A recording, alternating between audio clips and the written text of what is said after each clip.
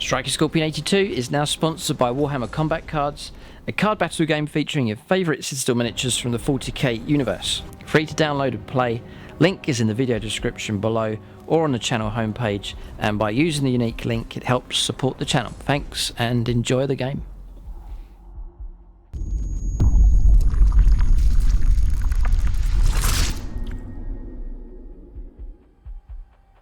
Right, welcome to this review for the new Imperial Knights Codex. Another one of the factions that people have been waiting a long time for a decent codex and a decent update for these. So still Chaos Space Marines, Astra Militarum waiting. Going by the track record so far, those codexes are probably going to be very, very good indeed. The question is, are the Imperial Knights any good now with the new codex, or will be revealed as we go through this review? So the usual format, so we'll flick through all the pages, take a brief look at the artwork and the fluff, and then we'll get stuck into the rules. I'll go through all the rules here, and it'll be a sort of a tactical review. So I have an Imperial Knights army, so I'm looking to see the good combinations, what war gear is good, Warlord traits, relics, various combinations, stratagems, looking out for good stratagems as well, just to see how much, expecting improvement obviously with the Imperial Knights, how much of an improvement we'll have to see, and how well they will cope with 9th edition 40k, which requires board control, objective control. How is that possible with less than 10 models usually on the table for Imperial Knights?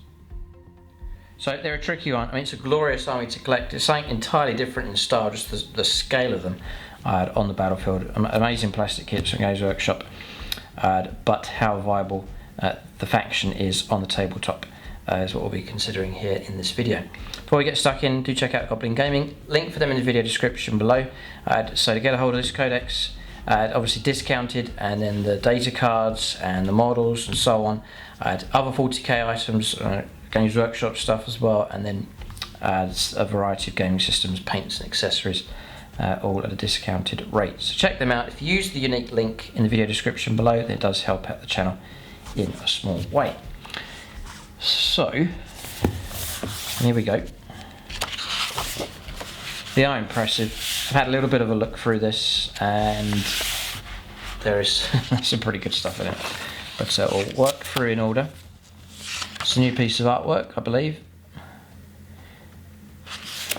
Beautiful. A legacy of honor. Yeah, and the great thing about, look at these. Oh, what? Hang on a second, look at this. Look at these. These, look, and there they are in the background with the kite-shaped shields. There's one there, and then this kite-shaped shield on his back. This conical helmet. Why, I've always, I'll just hold on here a second. So I've always said for Imperial Knights, why not give them some kind of unique Knight Guard infantry of some, unique kind of Knight styled infantry to do the infantry type tasks for them, so you can get a small number of these elite units to hold objectives and so on, just to, so that you can use them in your Imperial Knights force. They belong with the Imperial Knights, and then they can have a function in the game for performing actions and securing objectives and so on. Why not these guys? Look at them. With these, looks like a lances here, kite-shaped shields, the chainmail, the helmets, they look incredible.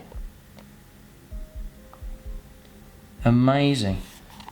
And there's just whole units of them walking around these Imperial Knights. Now it's talking about the Mechanicum here, the Omniscience Boon.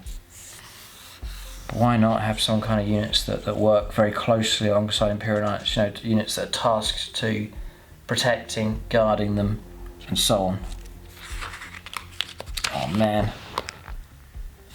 Oh well, look, there it is. Amazing. So moving on. Questor Imperialis, Questor Mechanicus, the Knight Worlds of the Imperium. It's all sort of chivalry, knights and heraldry and all that kind of stuff going on with these. So let's talk about the Knight Heraldry here. And despite all the colour schemes on offer, I still haven't found that 100% colour scheme that I really like that suits the knights. There's something out there still that I just not settled on any of them 100%. There are some that are very nice indeed. But so this is House Taranis, House Krast, House Raven, which I have a knight painted up like this. Yeah. House Vulker, House Cadmus in the green. It's quite nice, this one. House Griffith, House Hawkshroud, House Mortan. This is the one that I've settled on here, the House Terran. So most of the knights are painted up in that colour scheme for the army on the channel, including one of these things here. We'll see how good this one is. The Knight Valiant, we'll see how good that is. Some other colour schemes here. And you've got the Freeblades. They're clever with the spider's design on top. Very cool. There's some more here. Then you've got Canis Rex, the glorious model and paint job on him. Very cool. In fact, you could almost do a whole army in that style of Canis Rex as your named character, but paint up the other knights in that same colour scheme. Now that would be something. They are fighting away against the new Chaos Knight sculpts, which look fantastic. That should be quite a quick game in 40k as well.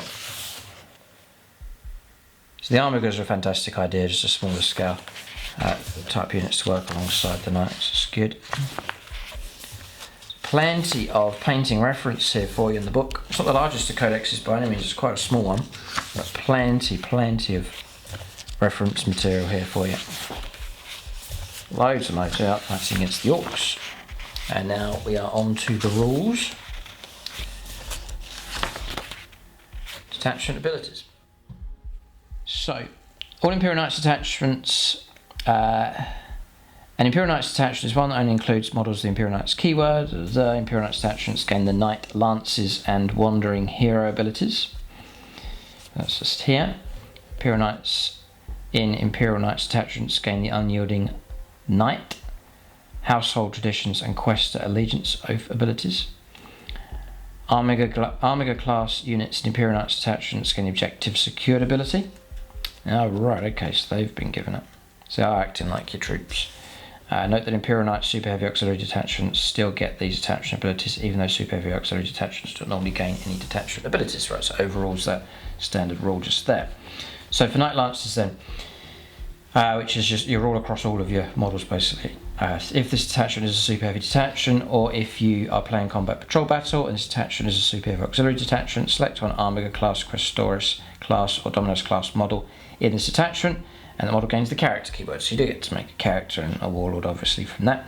If this detachment contains 1 and 2 Questoris class models, or if it contains 3 to 5 Armiger class models, this detachment's command benefit is changed to +3 command points if your warlord is part of that detachment.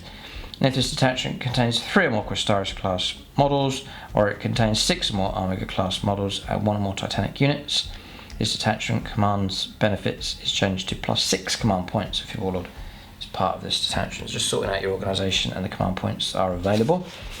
So it's helpful, that's fine. And then the Wandering Hero.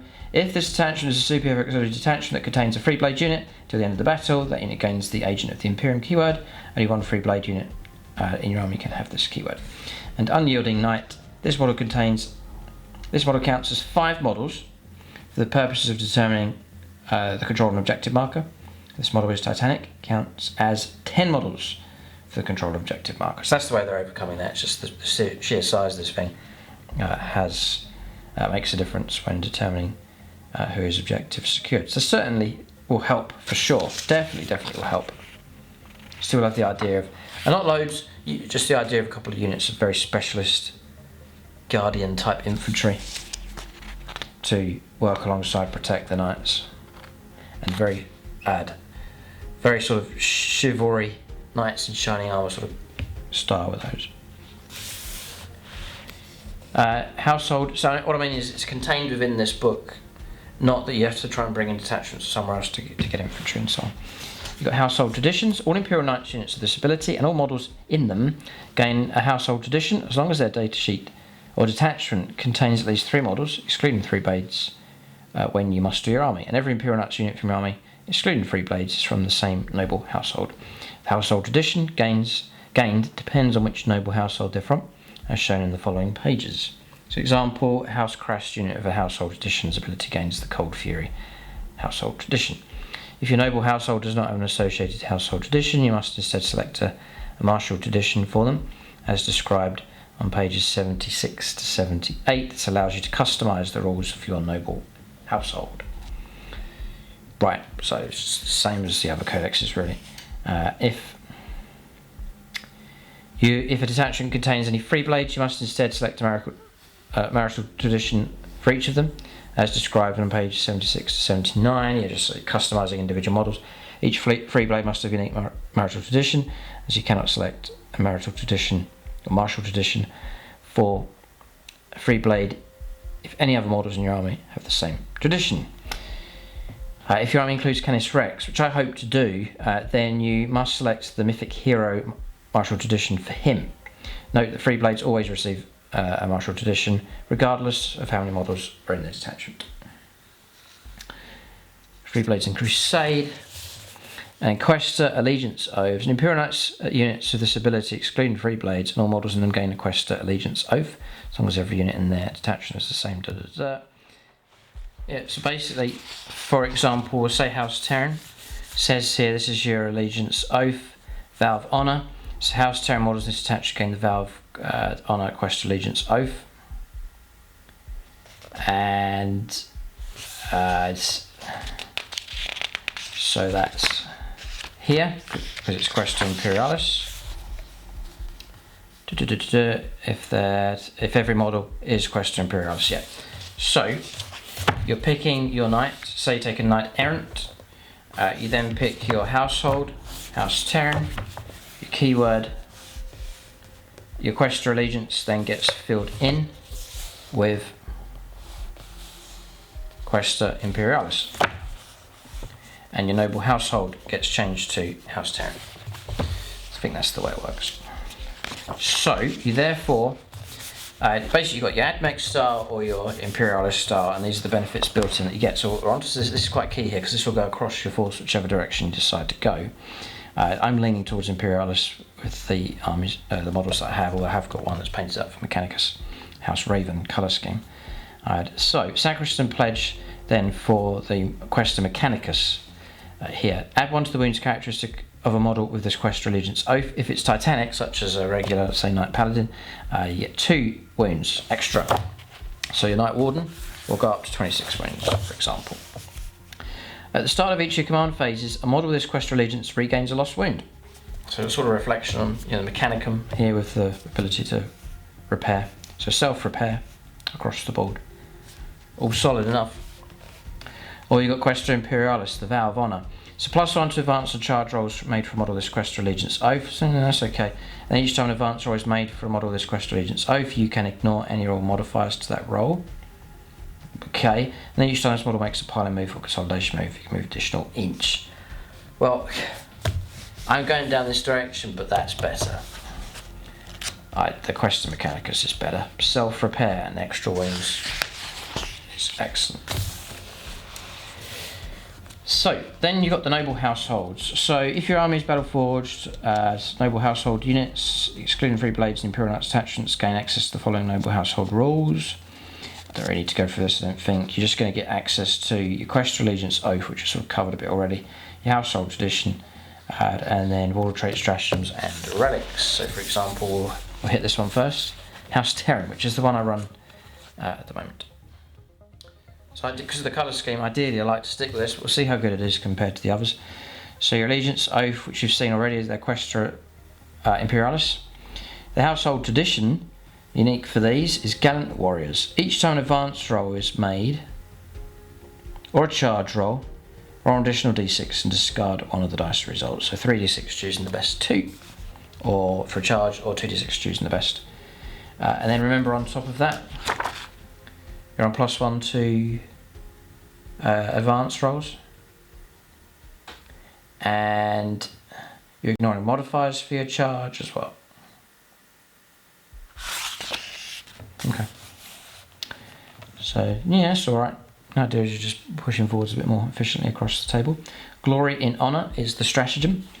Use a stratagem in the fight phase and a House Terror model from your army selected to fight until the end of that phase. Add 1 to the model's attacks characteristic. Nice. And each time the model makes a melee attack, you can reroll a hit roll of 1. So that's reroll 1s basically, because each time you make a melee attack. So you're rerolling your 1s in combat and you get an extra attack.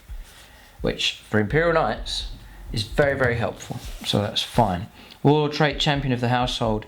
You reroll advance and charge rolls made for this Warlord. Useful enough. And the relic, the Thunder of Voltoris. It's the rapid fire battle cannon, which I have. I've got a standard Knight Paladin with one of these. That will give you range 72, heavy d6 plus 6. And then strength 9, -2, and a straight 3 damage. And it's a blast weapon. Not bad. Not too bad. Next is House Griffith. This is again Imperialis Allegiance. The tradition is Glory of the Charge. Each time model with this tradition fights, if it made a charge move was chargeable form to heroic intervention this turn, then until the fight is resolved, add 1 to the attacks characteristic of this model. Again, just give you an extra attack. That's been an issue with Knights as well. Just the base number of attacks has always been quite low, like 3-4 attacks. So anything where you can get a few more attacks and hit more efficiently is a massive help to Imperial Knights. So this is fine, extra attack. Dragon Slayer is the 2CP stratagem. Use this stratagem in your shooting phase and a House Griffith model from your army selected to shoot, or in the fight phase. When selected to fight at the end of the phase, each time that model makes an attack, if the target of that attack contains any vehicle monster models, add 1 to the wound roll. So +1 to wound. Add Warlord trait, Master of the Joust. This Warlord is eligible to declare a charge in a turn in which it advanced. And Mark of the Lance, Questoris class model owner. Each time the bearer finishes a charge move, select one enemy unit within engagement range of it, roll 1d6. On 2 to 3, enemy unit suffers d3 mortal wounds. On 4 to 5, it's 3. And on a 6, it's d3 plus 3. Each time you charge. Okay. House Cadmus next. Again, it's Imperialis Allegiance. The bonus here is Hunters of the Foe. So each time model this tradition makes a melee attack, unless the target of that attack contains any vehicle or monster models, reroll wound rolls of 1. If the target of the attack contains 6 or more models, when this model was selected to fight, you can reroll the wound roll. Okay, and then Bioscribe Cogitator Array. 1 or 2 CP.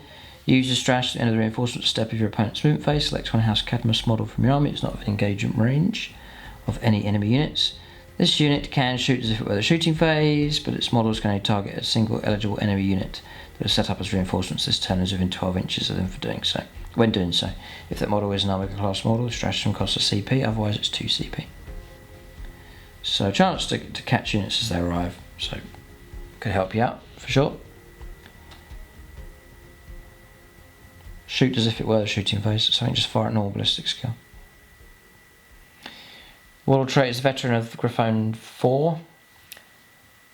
Each time a melee attack is allocated to this Warlord, subtract 1 from the damage characteristic of the attack to a minimum of 1. This is not cumulative, any other rolls, The Hunter's Eye, Relic, House Cadmus, Armiger class, or Cadmus Questoris class model only. Each time the bearer makes a ranged attack, the target does not receive the benefits of cover against that attack. House Hawkshroud next. So, question Imperialis. Oathkeepers. Models of this edition whose characteristics can change as they suffer damage are considered to have double the number of wounds remaining. And when you determine which chivalric abilities are available for Imperial Knights models in your army, provided the army is not dishonoured, models with this tradition count the number of honour points your army currently has as being 1 higher than it actually is. This may mean that different chivalric abilities are active for models with this tradition are active for other Imperial Knights models in your army. Staunch Allies, 2 CP. Use a stratagem in the heroic intervention step of your opponent's charge. Before making other heroic interventions, if any, select one House Hawkshroud model from your army. one enemy unit within 12 inches horizontally and 5 inches vertically of it that made a charge move during the phase. Your model is eligible to perform a heroic intervention when this model makes a heroic intervention. Move this phase. So long as it ends that move within engage range of the enemy unit you selected. It can move up to d6 plus 6 inches. All other rules for heroic interventions still apply. If your model successfully performs heroic intervention in subsequent fight phase, it can fight first that phase. Not bad. And then Warlord trait, duty of the Forsworn. At the start of your first command phase, select one unit in your opponent's army. Each time this Warlord makes an attack against that unit, add 1 to the attack's hit roll. Yeah, useful enough. As I said earlier, anything to enhance chances of you getting your hits with your low number of attacks come through, like with a Reaper Chainsaw, 4 attacks, Reaper Chainsaw, you really want those to find their mark to get the wounds coming through. The Relic, the Angel's Grace, so Armiger class or Hawkshroud, Questoris class model only. Each time the bearer would lose a wound as a result of a mortal wound, it's a 5+ feel no pain, and the bearer has the following ability. It's Angel's Grace Aura ability, whilst a friendly Hawkshroud Armiger class model is within 6 inches. Each time the Armiger class model would lose a wound as a result of a mortal wound, it's a 5+ feel no pain for them as well. Next is House Mortan. Right, House Mortan. Quest Imperialis again. So close quarters killers. Each time model this edition makes a melee attack, reroll hit rolls of 1. Quite straightforward, and again useful enough to try and make the most out of those attacks coming through. Slayers of Shadows, 1 CP. Use the stratagem in your shooting phase in a House Mortar model from your army selected to shoot, or in the fight phase in a House Mortar model from your army selected to fight. To the end of that phase, each time that model makes an attack, you can ignore any or all hit roll, ballistic skill, weapon skill modifiers. Okay, and then Legacy of the Black Pale. Each time a ranged attack is made against this Warlord, if the attacker is more than 18 inches away, subtract 1 from the hit roll. Bit of shrouding type stuff going on there. And then the Honour's Bite. So this is replacing the Reaper Chainsword. Each time an attack is made with this weapon, select one of the profiles below. So you can strike with it. +6 strength, even -5 and straight 6 damage. Each time an attack is made with this weapon profile. On modified wound roll of a 6, the target suffers 3 mortal wounds in addition to normal damage. And then you can sweep with it here at Strength User, which I think would be Strength 8, even -4, 2 damage. Each time attack is made with this weapon, make 3 hit rolls instead of 1. Each time attack is made with this weapon profile, any unmodified 6s to wound is a mortal wound in addition. That's actually a bit better. Reaper Chainsword. Now we're on to the Quest Mechanicus options here. So this is House Raven. I've got one model painted up, Knight Errant painted up for this colour scheme. Each time a model of this edition makes a normal move, this is Relentless Advance, or advances in your movement phase until the end of your shooting phase. It can ignore any or all hit roll, any or all modifiers to its move characteristic and advance rolls, and each time it's selected to shoot, it counts as having remained stationary. Okay. As Order of Companions, 1 CP. Use a stratagem before the battle when you're mustering your army. If your Warlord has the House Raven keyword, select one House Raven Questoris class model from your army. That model gains the following ability. So Order of Companions. Each time this model is selected to shoot or fight, you can reroll 1 hit roll, 1 wound roll, or 1 damage roll when resolving that model's attacks. Here it continues. You can only use the stratagem once unless you're playing a strike force battle, in which case you can use the stratagem twice, or an onslaught is 3. Master of the Triumph or the Warlord trait. Each time an attack is allocated to this Warlord, if that attack has an arm penetration of -1 or -2, the arm penetration characteristic of that attack is reduced by 1. And the Banner Inviolate. This model. The bearer gains the following ability. It's Banner Inviolate Aura, whilst a friendly House Raven Armiger class model is in 6 inches of this model. Each time the Armiger class model makes an attack, you can reroll 1s. So far, the benefits are okay. They're alright. I still like the House Terran's okay. I do like the stratagem. +1 attack. And reroll hit rolls of 1 in close combat. I mean, that's nice and helpful. And the Thunder Voltoris, Relic Battle Cannon's good. Your built-in bonus, it's okay, but it's not like game changer, I don't think. So all these are quite tame so far. So House Taranis. Again, we're on Mechanicus here. So Omnicized Grace. Each time the model of this tradition loses a wound, unless that wound was lost as a result of a mortal wound or a 1d6, and 6 the wound is not lost. So it's okay. Again, it's okay. It'll help a bit. Our Darkest Hour, 1 or 2 CP.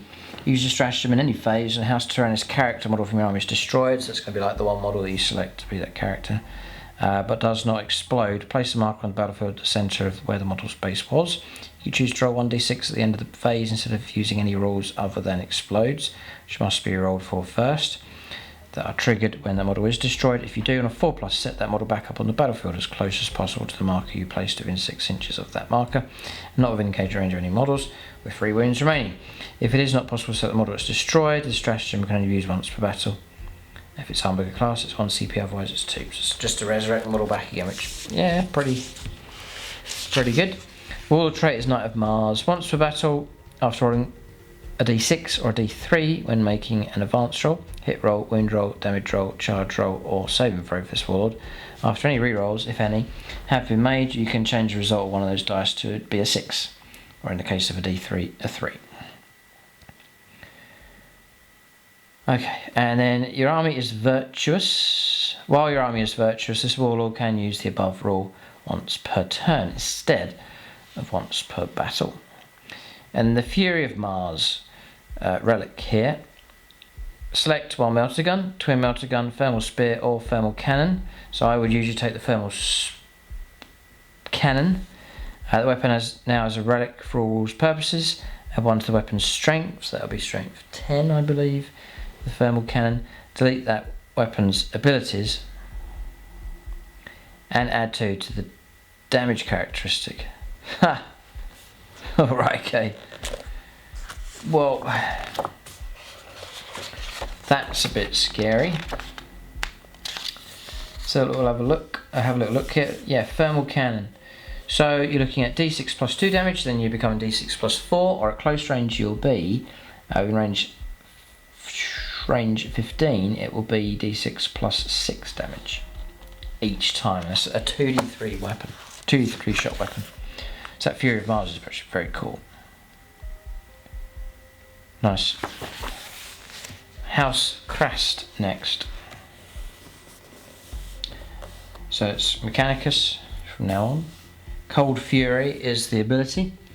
Each time model of this position makes a melee attack and a modified hit roll of 6, it automatically wounds the target. If the target is that attack is Titanic, a modified hit roll of 5+ auto wounds the target. Nice. Yeah, it's useful enough.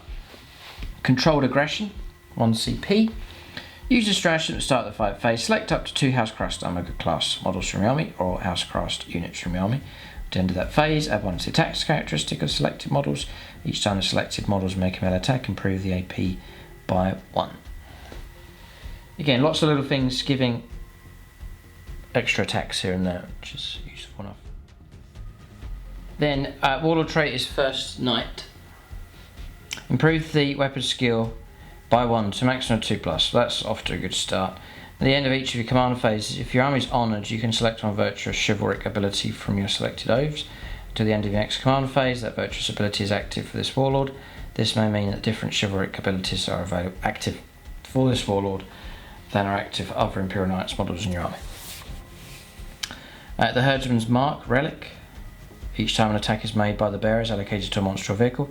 The damage characteristic of that attack is increased by 1, and each time the bearer makes an attack against a Titanic unit, add 1 to the attack's wound roll.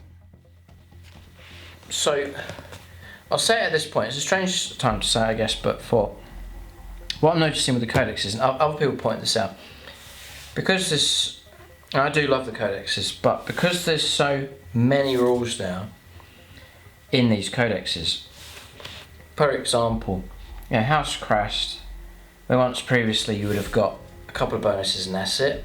Now for House Krast you get an oath, a tradition, a stratagem, a warlord trait, and a relic. So that's great, there's the depth and there's the theme, that's fine.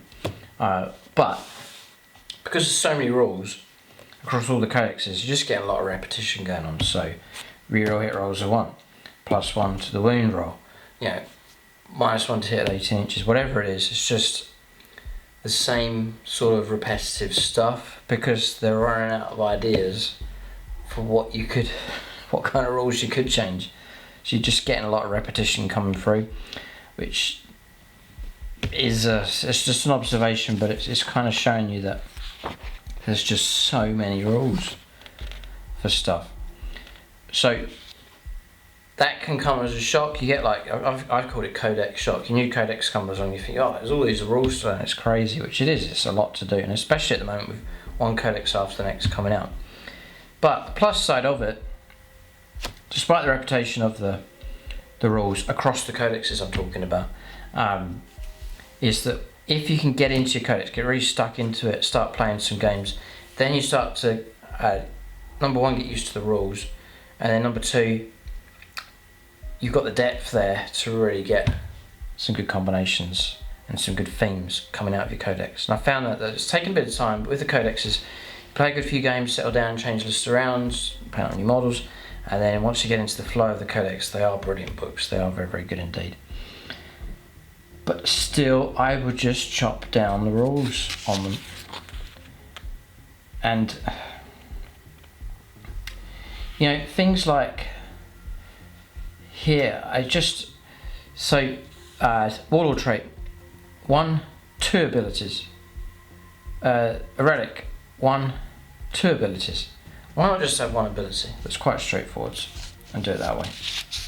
Or if you are going to do something entirely new and quite wordy, just make it one thing to remember, not, you know, for this relic you get this, this, this and this, and then for the Warlord trait it does this, this and this, just too much type stuff going on. That's just my thoughts on that. You can leave your own comments as well in the comment section below on the state of play at the moment for 40k and the codexes. I mean, you know, the production's fantastic. They're beautiful, beautiful books. All of them are.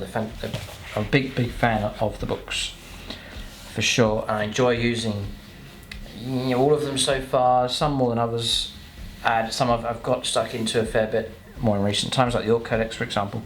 Very much enjoyed using that recently.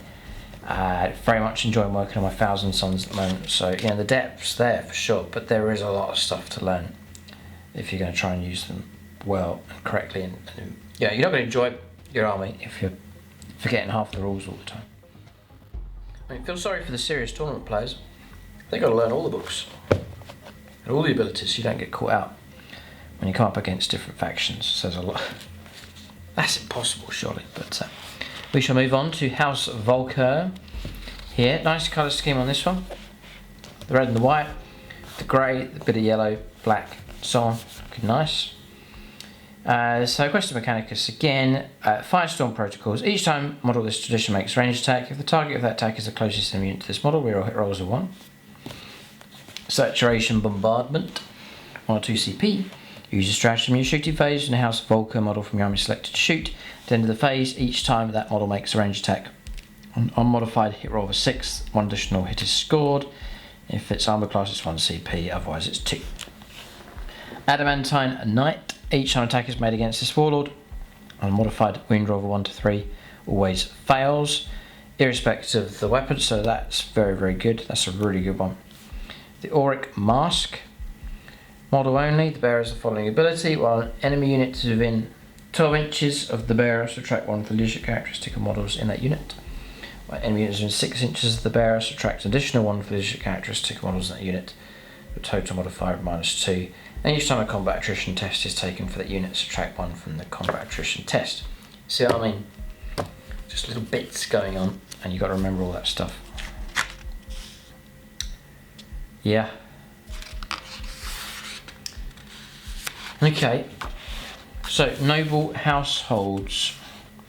If your chosen noble household does not have an associated household tradition, which we've just looked at, then you can basically create your own.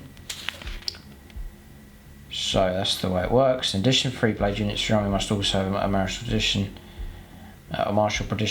tradition from your, the lists here. If your army includes Canis Rex, he must have the mythic hero martial tradition. Remember that each Freeblade must have unique tradition, and you cannot select a tradition for a Freeblade if any other model in your army has the same tradition. Unless otherwise stated, Quest Imperialis units have 1 martial tradition for the Quest Imperialis tradition list, and Quest Mechanicus have one from the Questa Mechanicus traditions. Freeblade units have one tradition from the Freeblade traditions list instead of the other lists. If you so choose, you cannot select the glorified history of fealty to the COG traditions for a Freeblade unit.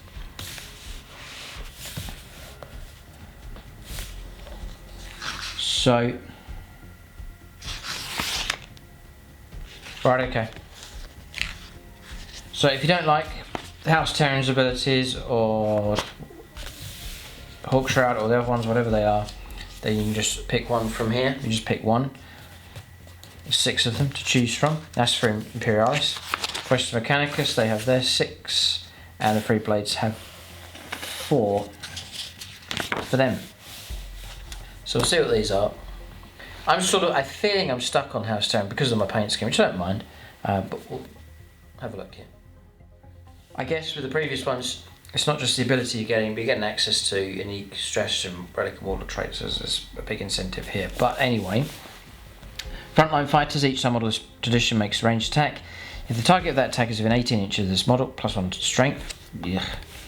Glorified history, select one of the following noble households: House Terran, Griffith, Cadmus, Mortan or Hawkshroud. Use the household tradition of the noble household you selected as listed on pages 67 to 75. It's basically just letting you take those abilities from there without officially being House Terran, for example. So you could have an offshoot type or similar colour scheme and you can call it your own household and then just take glorified history and run that from there. It's giving you access to your stratagems, relics, warlord traits, abilities and so on.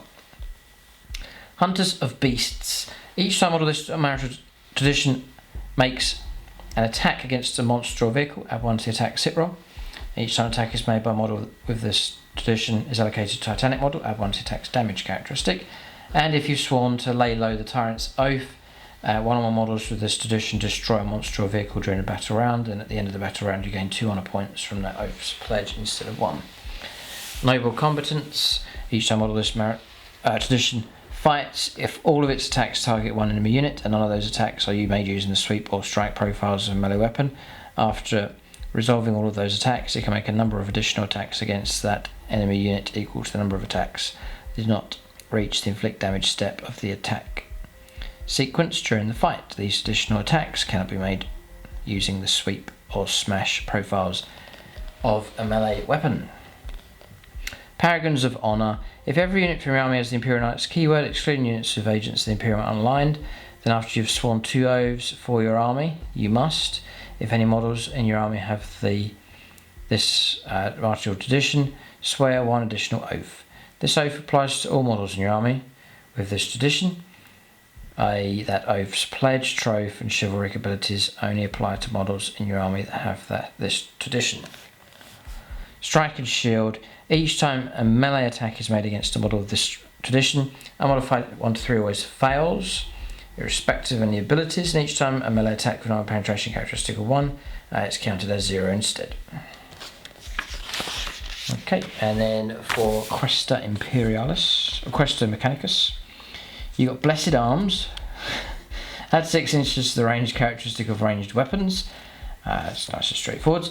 If a model of this tradition has the tradition, martial tradition, type of every Cognis heavy stubber is equipped with is changed to Assault 6, and if a model of this tradition, the arm penetration characteristic of every Cognis heavy stubber it's equipped with is improved by 1. The fealty of the cog. Select one of the following, so that's letting you borrow from the named households, but being able to customise your own. Honoured Sacristans. Each time attack of a damage characteristic of 1 is allocated to model this tradition, add 1 to any saving throws. And Machine Focus. Each time a model of this tradition is selected to shoot, you can either reroll 1 wound roll or 1 damage roll. Okay, and Steel Sinewed Aim. Each time a ranged attack is made by a model of this martial tradition against an enemy unit that is within engagement range of their unit, add 1 to the attack's hit roll.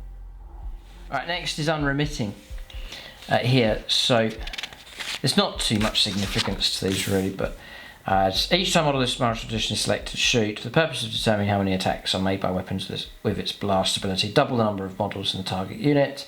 For example, blah blah blah blah. Freeblade traditions, last of their line. Each time model this tradition makes an attack that targets a unit containing 11 more models, you can reroll the hit roll. Each time an Armiger class model of this tradition makes an attack that targets a unit containing 6 or more models, you can reroll the hit roll. Mysterious Guardian. If a model of this tradition is placed into strategic reserves, it can arrive from strategic reserves in the reinforcement step of any of your opponent's movement phases as if it were the battle round 1 higher than it currently is, regardless of any mission rolls. You can have fun with that. Peerless Warrior. Once per battle, when you use an Imperial Knight's Epic Deed stratagem, you can select a model of this tradition to use that stratagem. It costs 0 CP. And Mythic Hero. When you determine your chivalric abilities are active for Imperial Knights models in your army, models of this tradition count the number of honour points your army currently has as being too high than it actually is. This may mean a different chivalric abilities, so I've seen that previously. Okay, so that's that done. So on to stratagems. So far, yeah, there's some... The abilities generally are okay. Some unique stratagems, Warlord traits, Relics don't seem too bad. But now we're looking for stratagems. And it's... problem for Imperial Knights is their survivability, because they're walking bullet magnets. And all the opponent's firepower is going to be directed against them. There's no infantry to flush out, aircraft to try and bring down. They are just going to get targeted. So anything to help protect them in any way and to increase their durability and to make them heavy hitting will be useful as well. We'll see what kind of stuff they come up with here for these stratagems for the Knights. Calculated targeting 2 to 4 CP, that's crazy. Use your stratagem in your shooting phase and request a Mechanicus model for your army selected to shoot. Until... Right. So it's limiting already to only a certain type of knight. Request a Mechanicus. Until the end of the phase, each time that model makes a ranged attack, an unmodified wound roll of 6, that attack inflicts a number of mortal wounds on the target equal to the damage characteristic of that attack. The attack sequence ends. If that model is an Armiger class model, the stratagem costs 2 CP, otherwise if it's Questoris class then it's 4 CP, but the potential is to kick out a ton of nasty damage. Full tilt, 1 CP, use a stratagem, that is decent enough, just to kick out tons of mortal wounds potentially, so very very good. Full tilt, 1 CP, use your stratagem movement phase in Imperial Knight's vehicle model from army advances. You don't roll a dice. It is 6 inches instead, so that is very useful to have that. Not all codexes get that guaranteed 6 inch advance, but you get it there with full tilt. Thunder Stomp, 1 CP. And these are all looking pretty cheap actually. Yeah, so use the stratagem in the fight phase.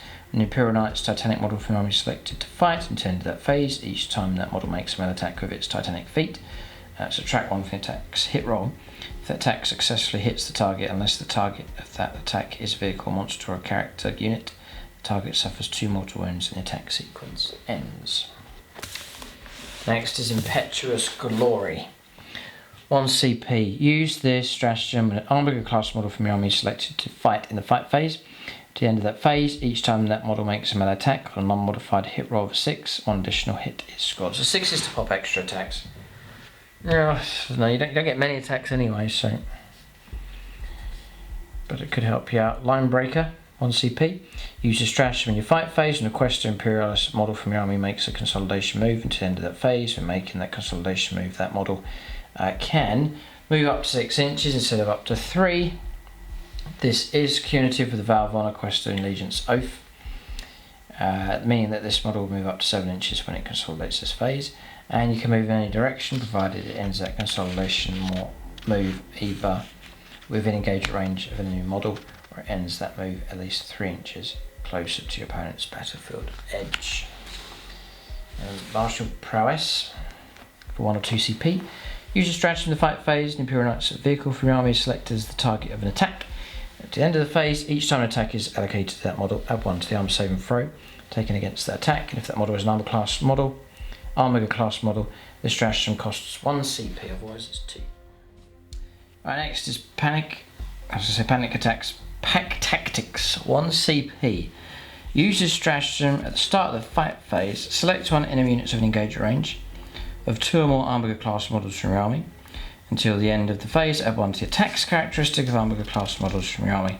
Start of the phase in engager range with that enemy unit. Pains of Old Knight, 1 CP. Use the stratagem in the fight phase and Imperial Knight's model from your army selected to fight until the end of the phase. Each time that model makes an attack against a Chaos model, reroll wound rolls of 1. Yeah, they're quite insignificant, a lot of these. There's just not much to them. We'll keep going. As per usual, look at the golden nuggets amongst the stratagems here, like some really good ones. A lot of the new books have some fantastic ones here. There are bound to be some good ones here. Skyfire Protocols. So, +1 to the hit roll for Armiger class models when they shoot against aircraft. Thin their ranks, 1 CP. Use a stratagem at the start of the shooting phase. Select up to 3 Armiger class models from your army. At the end of the phase, each time a selected model makes a ranged attack, an unmodified hit roll of 6 auto wounds the target. Well, yeah, I mean, this is pretty good because it says 3 Armiger class models, so they could be dotted about all over the place, not necessarily together. And even then, having said that, you might get them as multiple models, but they'll split up. They don't have to stick in their squadrons. 1 to 3. Yeah, they act independently anyway, so they can move off and do their own thing. So that's handy enough because they could be dotted about all over the place, and the stratagem will just apply to them wherever they are. Up to 3 of them. Very, very good. 6 is to hit, also win the target. If you got lots of shots, especially the Helverin with its tons of Dakar, then that'd be very, very cool. That's an excellent one, that one. Loving the idea of that one. Trophy claim. Bit annoying because, oh no, it says select up to 3.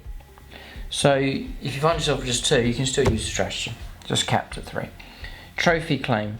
Use a stratagem in the fight phase. This is 1 CP. An Imperial Knight's model from your army destroys an enemy Titanic unit with a melee attack. To the end of the battle, add 1 to the model's attacks characteristic. Again, little bits of help with the attacks coming through. If every unit from your army has the Imperial Knight's keyword, excluding units of agents of the Imperium or underlying keywords, you gain an honour point. At the end of the battle, when you determine which chivalric abilities are active for Imperial Knights models from your army, this model always counts as if it were virtuous. This may mean different chivalric abilities are active for different models in your army. Benevolence of the Machine God, 1 CP. Use a stratagem in any phase when a Questor Mechanicus model from your army would lose a wound as a result of a mortal wound. 5+ feel no pain. Crushed, 1 CP. Use a stratagem in the fight phase when an attack is made with Freedom's Hand. That's Canis Rex. Or a Thunderstrike Gauntlet, or a relic that replaces such a weapon. By an Imperial Knights model from your army is allocated to an enemy model. Before any saving throw is taken against that attack, both players roll off. If the strength characteristic of this Imperial Knights is greater than that of the model the attack has been allocated to, add 1 to your result. If you win the roll-off, invulnerable saves cannot be taken. I knew this was coming. Invulnerable saves cannot be taken against that attack, otherwise the damage characteristic of the attack is 0. Ooh. Then Machine Spirit Resurgent. Use this stratagem, 1 CP, 2 CP. Imperial Knight's model from is allocated to an enemy model. Before any saving throw is taken against the attack, both players roll off. If the strength characteristic of this Imperial Knights is greater than that of the model the attack has been allocated to, 1 to the result. If you win the roll, all it's doing is giving you, you're not rolling off and adding your strength. All it is if you're a bit stronger, you just get +1. That's it. I was wondering if you're fighting at strength 9 and then it's up against toughness 4. Sorry, a strength 4 character, you're going to be miles ahead, but it's not. You're just getting +1. If you win the roll off, so you're either going to get it's a straight roll off or it's +1 to you. Then you shut down invuln saves. But it's not guaranteed to happen. And obviously can't command reroll it. Machine Spirit Resurgent, 1 or 2 CP. Use your stratagem in your command phase. Select on Krast Mechanicus model from your army. To the start of your next command phase, that model is considered to have its full wounds remaining for the purposes of determining blah blah blah. So if it's Armiger class, it's 1 CP, otherwise it's 2. Valiant Last Stand, 1 or 2 CP. Use your stratagem in the fight phase, and a quest to Imperial model from your army that's not already been selected to fight this phase is destroyed, but doesn't explode. You don't remove it from play. It can fight after the model's unit has finished making their attacks. When resolving these attacks, you assume the model has a wound left, while determining your characteristics, and it costs 1 CP for Armiger or 2 CP for the others. Okay, so there are some good ones so far. They're coming through. Noble Sacrifice, 1 to 3 CP. Use your stratagem and Imperial Knight's vehicle model from your army is destroyed. Do not roll to see if it explodes. It's an auto explosion. Roll 1d6 and a 4 plus the range of that explosion is 3d6. If that model is a Questoris class model, this stratagem costs 2 CP, otherwise it's 3. Yeah, nice. Auto explode, yeah, could be useful enough. Just need to remember it when those kind of situations come up. Recount the virtues, 1 CP. Use your stratagem at the start of any of your phases other than your command phase. Select one mental unit from your army that's not recounted to teaching this turn. That model can recount 1 teaching that's not already been recounted for any model this turn. That teaching is automatically inspiring, do not roll, and takes effect until the start of your next command phase. Survivors of Strife, 1 CP. Use your stratagem in any phase when an Armiger class model of your army is selected as a target of an attack. To the end of the phase, each time an attack is made against this model, a modified wound roll 1 to 3 for that attack fails, irrespective. The other thing that surprises me, it does surprise me, is that Imperial Knights, with their half a dozen models, get 4 pages of stratagems. Why? Why? Just 2 pages would have been enough. 2 pages, maybe 2 and a bit. But 4 pages, as many as other factions like Tau, with more than quadruple the number of units. So a bit of overkill, I think, on the stratagems as well. Okay, so heirlooms of the household. So relics, warlord traits for Knight Baron, revered paragon, which is interesting. Yeah, nice. You can generate an extra warlord trait. May well do that. Start stacking so up. And that's what you're looking to do. We're coming to it soon with things like warlord traits, relics, and so on. But taking your standard Imperial Knight, whichever one you decide to go for, and then stacking up abilities just to make it this killer. I have unpainted stored away a Forge World Imperial Knight Lancer. Love to get that thing painted up onto the battlefield and start configuring it to make it really, really good. I think it would be a fantastic idea. So something to look forward to on that. Next is Exacting Charge. 1 or 2 CP. Use your stratagem in your command phase. An Imperial Knight's vehicle model from your army finishes a charge move. Select one enemy unit with engage at range and roll 4d6. If it's Titanic, roll 6d6. For each dice result that equals or exceeds the enemy unit's toughness, it suffers a mortal wound. For each unmodified roll of a 6, enemy unit instead suffers 2 mortal wounds. If this model is Armiger class, it's 1 CP, otherwise it's 2. Not too bad. Squire's Duty for 2 CP. Use your stratagem in your movement phase and an Armiger class model from your army falls back. That model is still eligible to shoot and charge this turn, even though it fell back, and that's very, very useful indeed. Yeah, to help out the Armigers, they're not stuck. Regular knights can do that, but it just means that they can fall back, shoot and charge. Yeah, useful enough. It is 2 CP to do it, but that could really, really help out. Flanking manoeuvres now for 1 CP. Use a stratagem at the start of movement phase. Select up to 2 Armiger class models from your army that are more than 6 inches from enemy models and within 6 inches of any battlefield edge. If a mission you're playing is using strategic reserves, then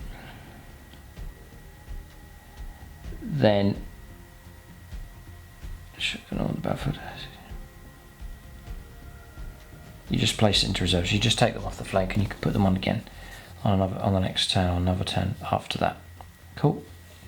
Rarely you'd need it, but You never know, maybe you're mopping up towards the end of the game, you've cleared out a whole sector and you need to relocate, so that could help you out.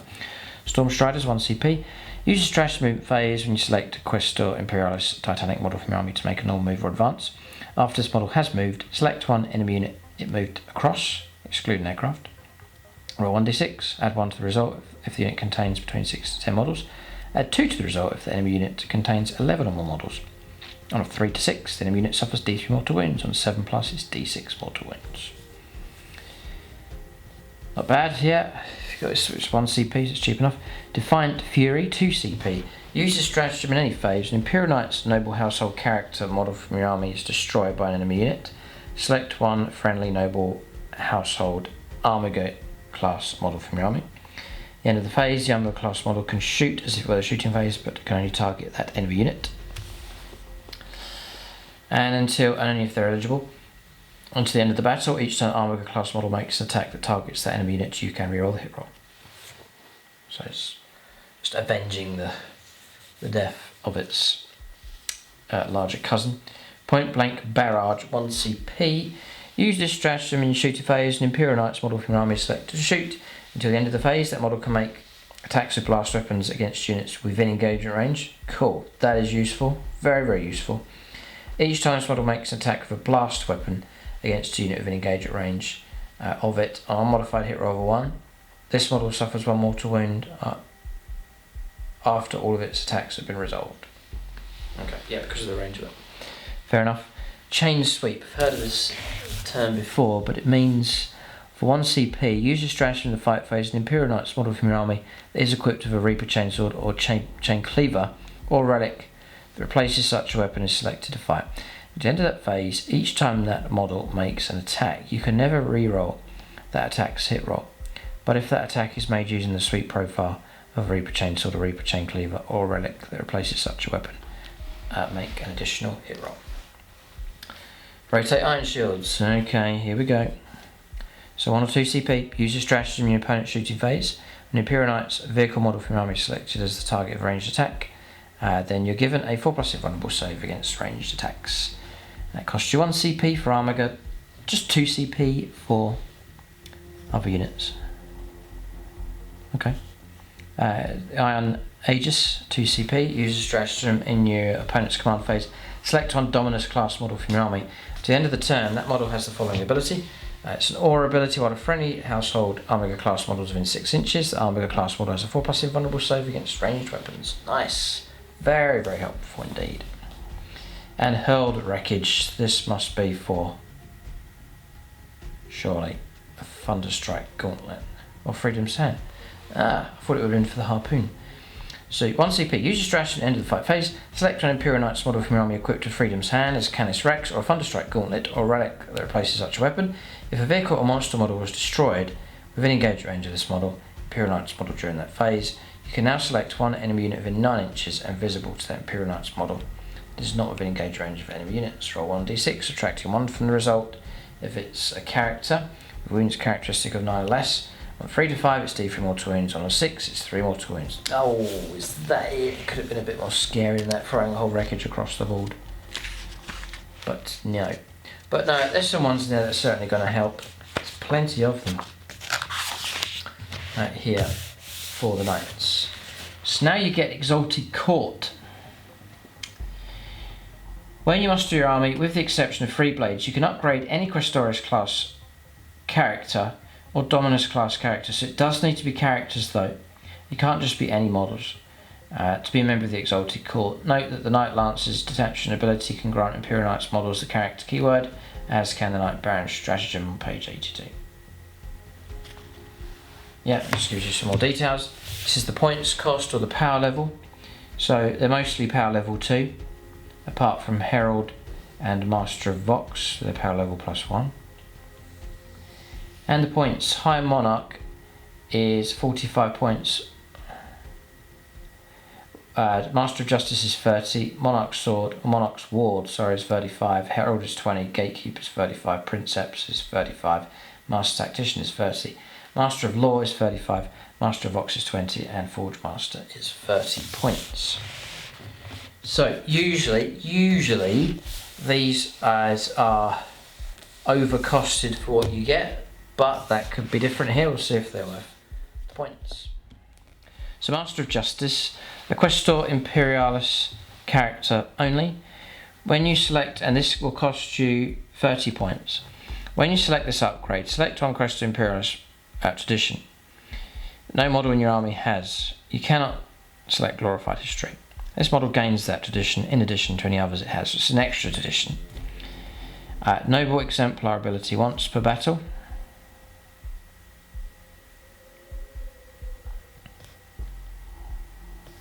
Okay.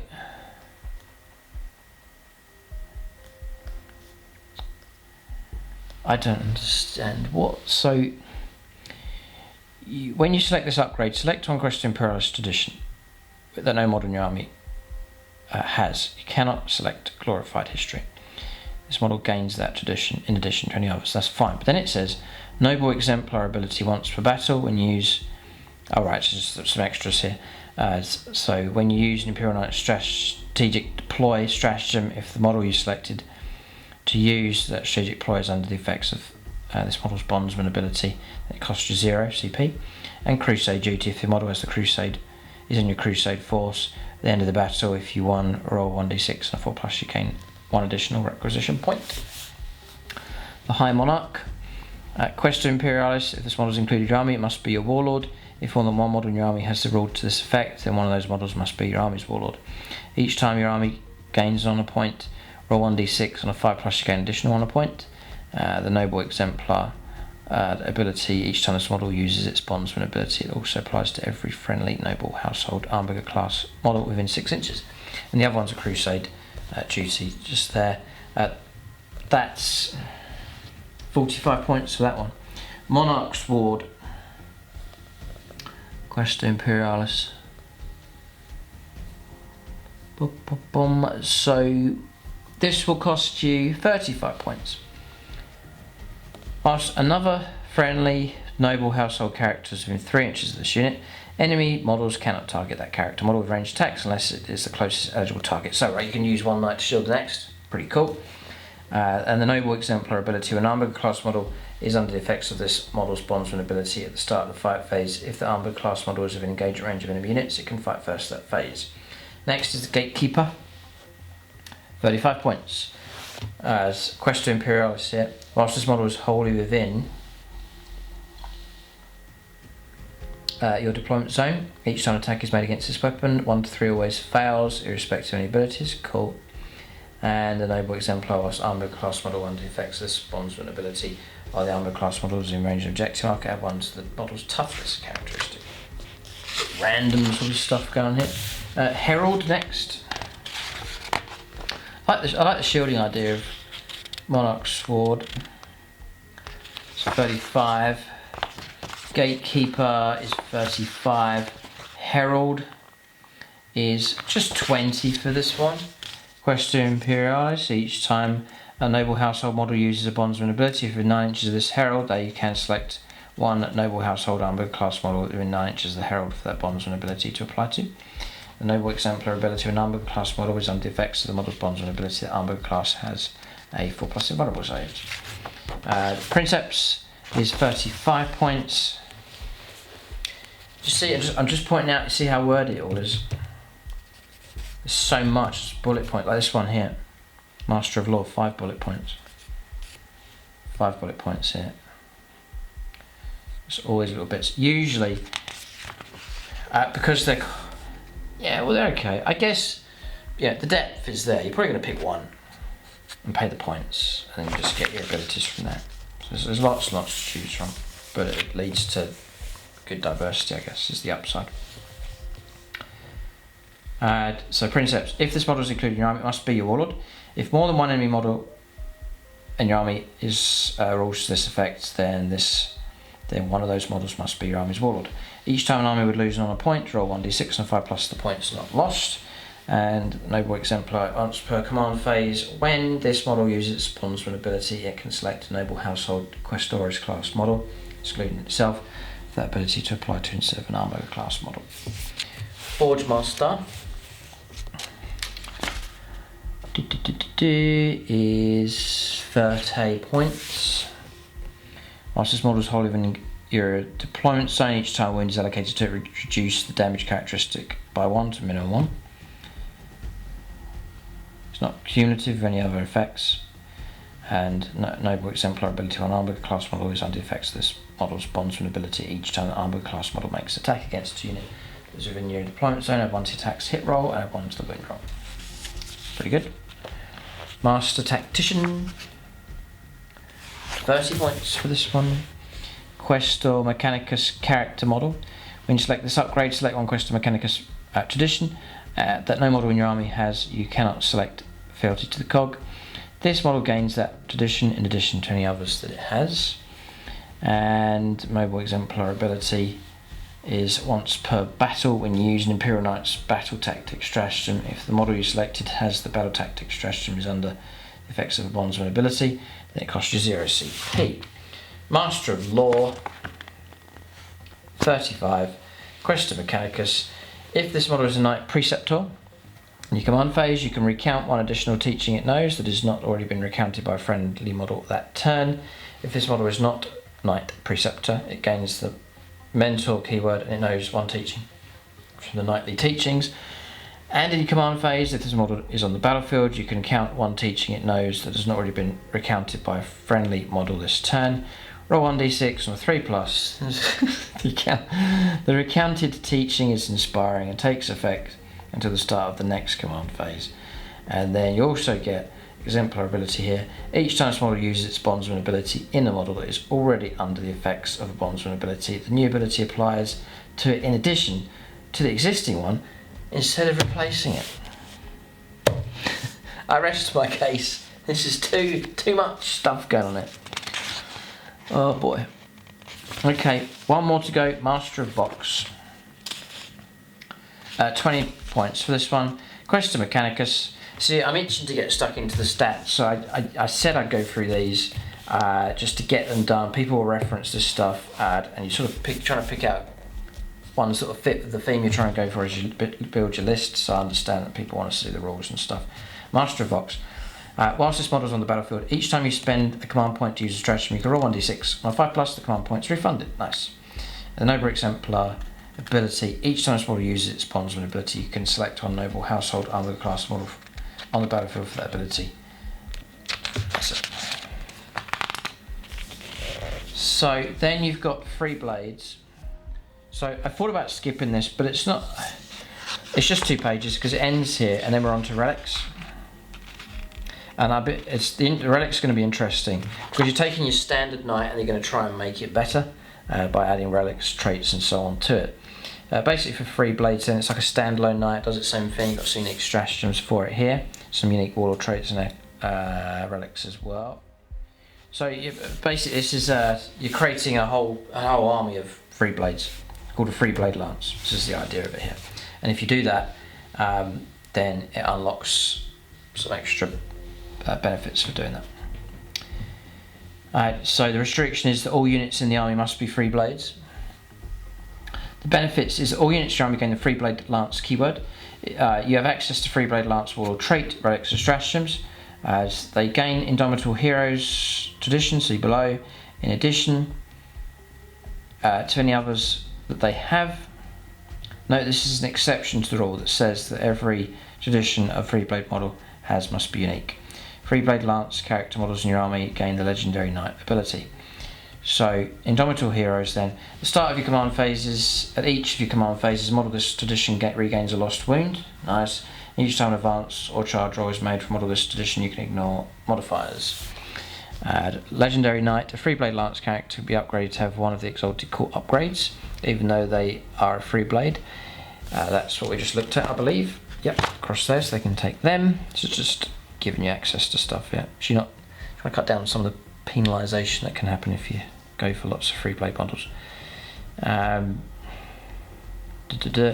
the Warlord trait echoes from the past. This Warlord gains the glorified history, martial tradition, if it's Questor Imperialis, or fealty to the cog tradition, if it's Questor Mechanicus, even though they're a Freeblade.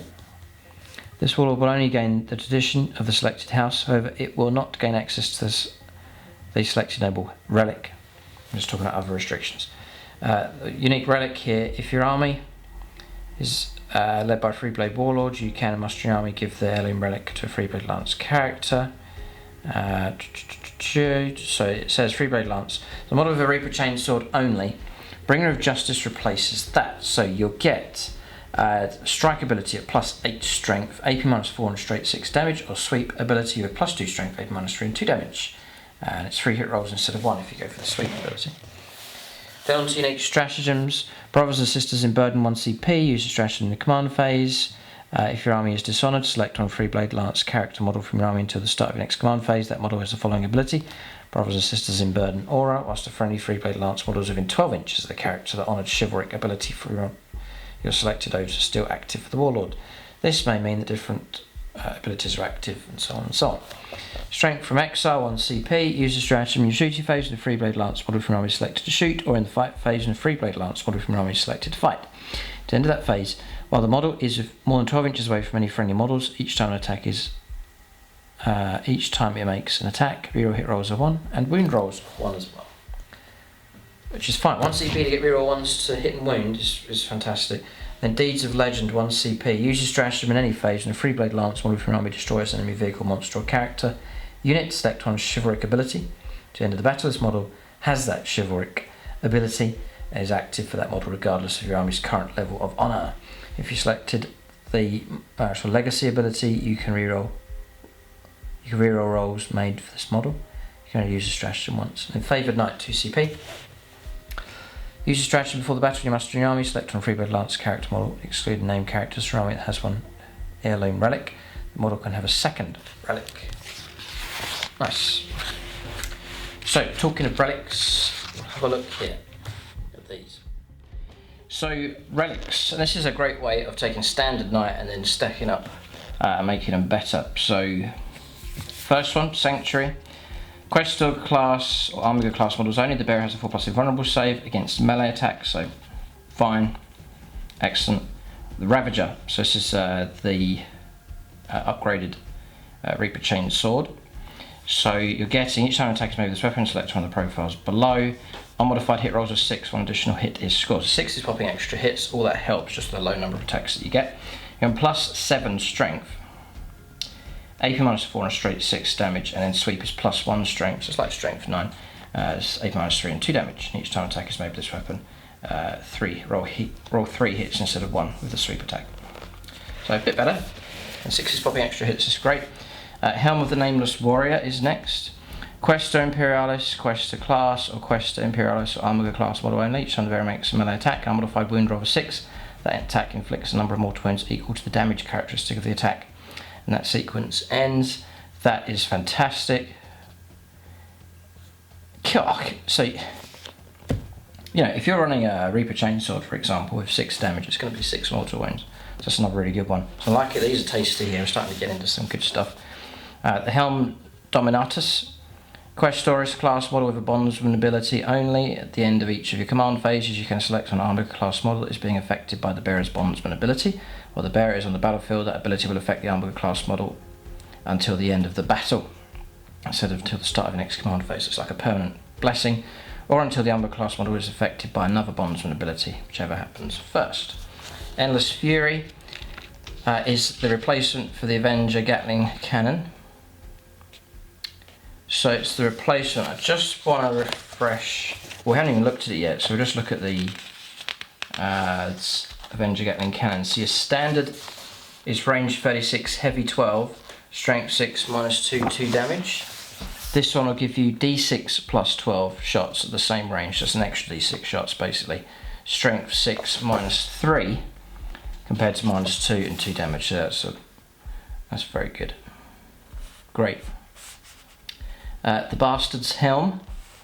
Armiger class model only. Each time the bearer makes an attack, add 1 to the attack's wound roll. Doesn't say what it's for, so I take it that's for shooting and close combat, which is excellent. The bearer cannot be affected by any bondsman abilities or any knightly teachings, and the bearer gains the following ability. So the Bastard's Helm. In your command phase, you can select one other friendly noble household armor class model within 12 inches of this model. At the start of the next command phase, each time the armor class model makes an attack, it's +1 to attack's wound roll as well. Cool. So you can give it to one, and then it'll bless the other, and the two can work together. Yeah. Yeah, very, very, very good, actually. So there's some brilliant relics here for the knights. There's 2 more pages of them. This is all very good news here. Mark of the Omnissiah, Questa Mechanicus Questoris class or Questa Mechanicus Armiger class model only. At the start of each of your command phases, this model is repaired and regains up to D3 lost wounds. Each model can only be repaired once per turn. Note that if this model has this Sacristan Pledge Questa Allegiance Oath, it means at the start of each command phase it's D3 +1 wounds being restored. Banner of the Macarius Triumphant, Questa Imperialis Questoris class model only. The bearer has objectives secured. If every unit from the army has the Imperial Knight's keyword, excluding units of the agents of the Imperium unaligned, then you start the battle with 1 additional honour point, but if the bearer is destroyed, you lose an honour point. Mentor's Seal, Knight Preceptor only. The bearer knows 1 additional teaching from the knightly teachings, and each time the bearer recounts a teaching, add 1 to the roll to see if that teaching is inspiring, so that's very useful as well. Yeah. Okay. The Heart of Iron. Questa Mechanicus, Questa class, Questa Mechanicus Armiger class model only. Once per turn at the end of your command phase, the bearer can use this relic. When it does, the bearer suffers a mortal wound. You must select one weapon that the bearer is equipped with, and until the start of your next command phase, it's going to cost you a mortal wound. Add 1 to the bearer's move. Add 1 to advance and charge rolls made for the bearer, and each time the bearer makes an attack with the select weapon, add 1 to the attack's wound roll. So it's well worth it, especially the +1 to the wound roll. So there's another good one here. So there's plenty of options to go for, and it's sort of because there's a number of relics. There's a number of relics that's sort of kind of similar to each other in what they can do. So you could take multiple relics and sort of gain like +1 to the wound rolls and so on, with a number of models. The Paragon Gauntlet. So it replaces the Thunderstrike Gauntlet only. So each time an attack is made with this weapon, select one of the profiles to make that attack. So you can strike with it, ×2 strength, AP -4 and damage 9. Damage 9. Each time an attack is made with this weapon profile on a modified wound roll of 6, invulnerable saves cannot be taken against this attack. So there's another invulnerable save deletion there, but it's a 1 in 6 chance of doing it. But when that happens in a game, that's quite incredible. Then sweep attack, +2 strength, AP -2 and 4 damage. Each time an attack is made with this weapon, and that's 4 damage on the sweep attack. That's very, very good. Each time attack is made with this weapon profile, make 2 hit rolls instead of 1. An unmodified wound roll of 6. Again, ignores invulnerable saves. Fascinating. So these are very potent here.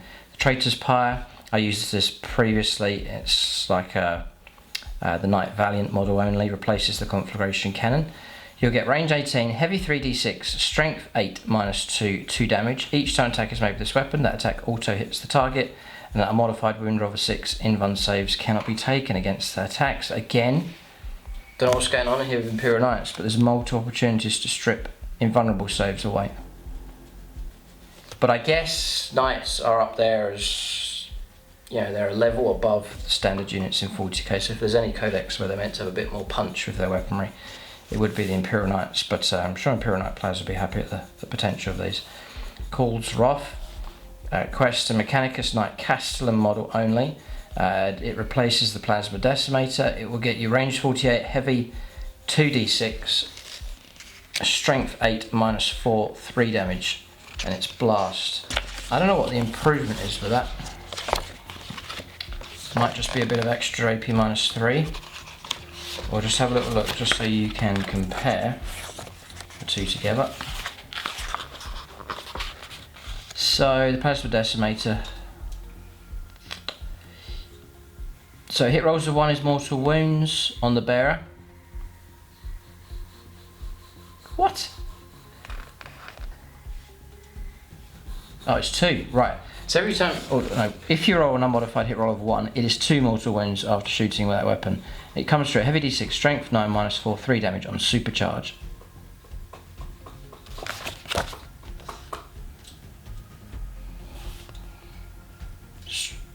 strength 8 minus 4, 3 damage. Strength 8 minus 4, 2 damage. Right, so it's not much of an adjustment really. It's like a mix between supercharge and standard, but without the overheating. Lesser strength, but more of an AP minus punch on it. We'll probably skip that one. And then Judgment next. A Storm Spear Rocket Pod replacement. So you're going to get heavy, range 48, heavy 3, strength 8, minus 2, D3 plus 3 damage. And you can shoot at targets not visible to the bearer. Wow. Nice. Just check to see what that one can do. Yeah. I think I'll have to go to the weapons profile at the back. As Rex will come to these in just a moment. Just want to see the Storm Spear Rocket Pod. Yeah, it's AP minus 2, strength 8 minus 2 and D6 damage. So instead you're getting D3 plus 3, so minimum of 4 damage each time, which is brilliant. And being able to fire at targets you can't see is fantastic. So, nice. Yeah, it's very, very good relics there for the Knights. Plenty of options as well. So Warlord traits next. Cunning Commander at the start of your, and again we're looking for decent stuff to stack onto models is the idea. So at the start of your command phase, if this Warlord is on the battlefield, roll 1d6 and a 5+ you gain a command point. Okay. Blessed by the Sacristans. Each time this Warlord makes ranged attack, a modified wound roll of 6. That attack inflicts 1 mortal wound on the target in addition to normal damage to a maximum of 6 per phase. That is excellent. I'm immediately thinking of like the Relic Avenger Gatling Cannon. Just kicking out mortal wounds. You could decimate stuff with that relic, combine it with that. Okay. Always wanted that weapon to be more potent. It looks like you can stack up relics and traits to start making it really good. It's capped at 6 mortal wounds, but still fantastic. Iron Bulwark. Warlord has a 4+ invulnerable save against ranged attacks. And then Knight Essential. Add 1 to the Warlord's attacks characteristic. Excellent. Even if your army is dishonoured, the honoured chivalric ability from a selected ode is still active for this Warlord.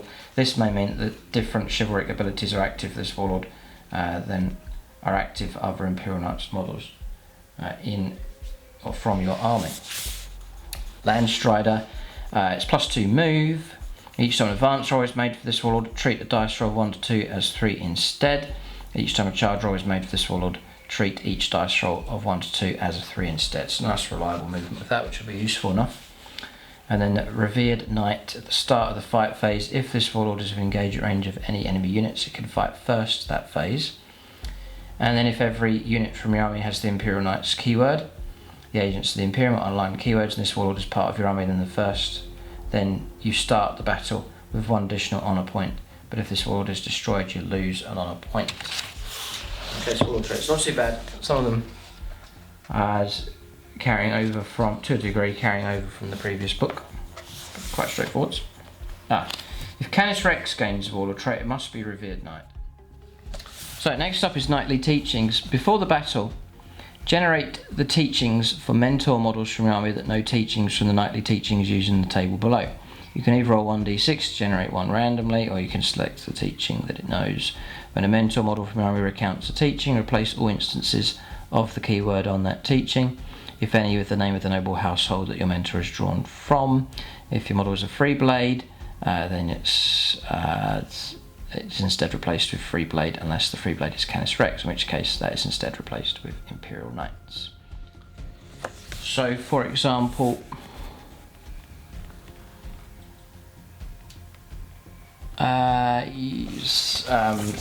Canis Rex has the mentor keyword, and so then he's got access here, and you're choosing. I take it he can choose from here. So the Virtue of Courage is an aura ability. If this teaching is inspiring, it's basically Chaplain start. Here you roll up and you get the extra ability. If this teaching is inspiring, while a noble household Armiger class model is within 6 inches of this mentor, each time that model makes an attack, a modified hit roll of a 6, 1 additional hit is scored. And again, I think they're shooting or close combat, so pretty good. And it's aura abilities, so it's multiple models in range. The Oath of Justice. If this teaching is inspiring, whilst a noble household Armiger class model is within 6 inches of this mentor, if that model is being affected by any chivalric abilities, you count as having 2 more honour points than you currently do when determining what those chivalric abilities are. This may mean that different chivalric abilities are active for different Imperial Knights models from your army. And the Folly of Mercy. If this teaching is inspiring, select one noble household armor class model within 12 inches of this mentor. That model can perform an action and make a normal move and shoot without that action failing. Nice, very useful for the 9th edition game. The Knights of Faith aura. If this teaching is inspiring, while a noble household armor class model is within 6 inches of this mentor, each time that Armiger class model would lose a wound, roll 1d6. The wound is not on a 6. The wound is not lost. If the armor class model is under the effects of bondsman ability, that wound is not lost on the roll of a 5+ instead. The Warrior's Hope. If this teaching is inspiring, select one noble household armor class model within 12 inches of this mentor. Each time one oath from the code chivalric that is not active for your army. That oath is active for that Armiger class model and it gains all the relevant chivalric abilities for your army's level of honour, but does not gain the oath's pledge or troth. Note that this oath is active even if every unit from your army does not have the Imperial Knights keyword. And then the Wisdom of Nobility. If this teaching is inspiring, select one noble household Armiger class model within 12 inches of the mentor. Each time the Armiger class model is selected for a bondsman ability, you can select one other noble household Armiger class model within 6 inches of that model. Both models are affected by bondsman ability. So then on to chapter approved. Now, as Tempest of War is more popular now for sure, but still that people are playing the regular games, the regular missions for 40k, in which case you're choosing 3 secondaries. You'd be allowed to take one here from the book, as long as it doesn't clash with one from a similar line that's in the regular rule books. So we'll take a look at these. Purge the enemy then. Jewel of Honour. If you select this objective, then before the battle you have deployed your armies, you must identify your opponent's Warlord and the 2 units from your opponent's army that have the highest points value, excluding your opponent's Warlord, and make a note of them on your roster. So you're hunting down 3 important targets. If 2 or more units are tied, then your opponent can choose between the 2. If your opponent's army has 3 or fewer units, then you can first instead identify all the units in your opponent's army. The unit's points cost includes the points of all weapons or war gear it's equipped with. At the end of the battle, for each identified enemy unit that is destroyed, you score a number of victory points. If that unit was destroyed during the battle by an Imperial Knights unit from your army, the number of points scored depends on how the enemy unit was destroyed, as shown in the manner of destruction below. So, Honour to the King. The unit was destroyed by a melee attack made by your Warlord. You get 5 points for that. So, if you're going to max out the 15 points, your Warlord has... Oh, you can't. Yes, you can. Yeah, so your Warlord has to get all 3 kills in close combat to max out. Nigh on impossible, but you never know. Personal combat, the unit was destroyed by a melee attack made by an Imperial Knights model from your army. You still get 4 points for that, so killing stuff in combat basically. And then Cowardly Cur, the unit was destroyed because it was not on the battlefield at the end of the battle and so counts as destroyed. Note this does not apply if the enemy unit is embarked in a transport that is itself on the battlefield at the end of the battle. Interesting. And then Inglorious, just to stop the opponent from just hiding off the table shenanigans. And then Inglorious Demise, the enemy unit was destroyed by any other means. You still get 3 points for that. So that's not too bad at all actually, pretty solid. You're going to go after the opponent, take down the big stuff, which you try and do anyway, and you get rewarded for it, especially in close combat. So not too bad at all. So end of the battle round in which Honour of the King or personal combat was achieved, you gain 1 honour point. End of the battle, if the enemy Warlord has been destroyed, you gain a victory point, additional 1 as well. And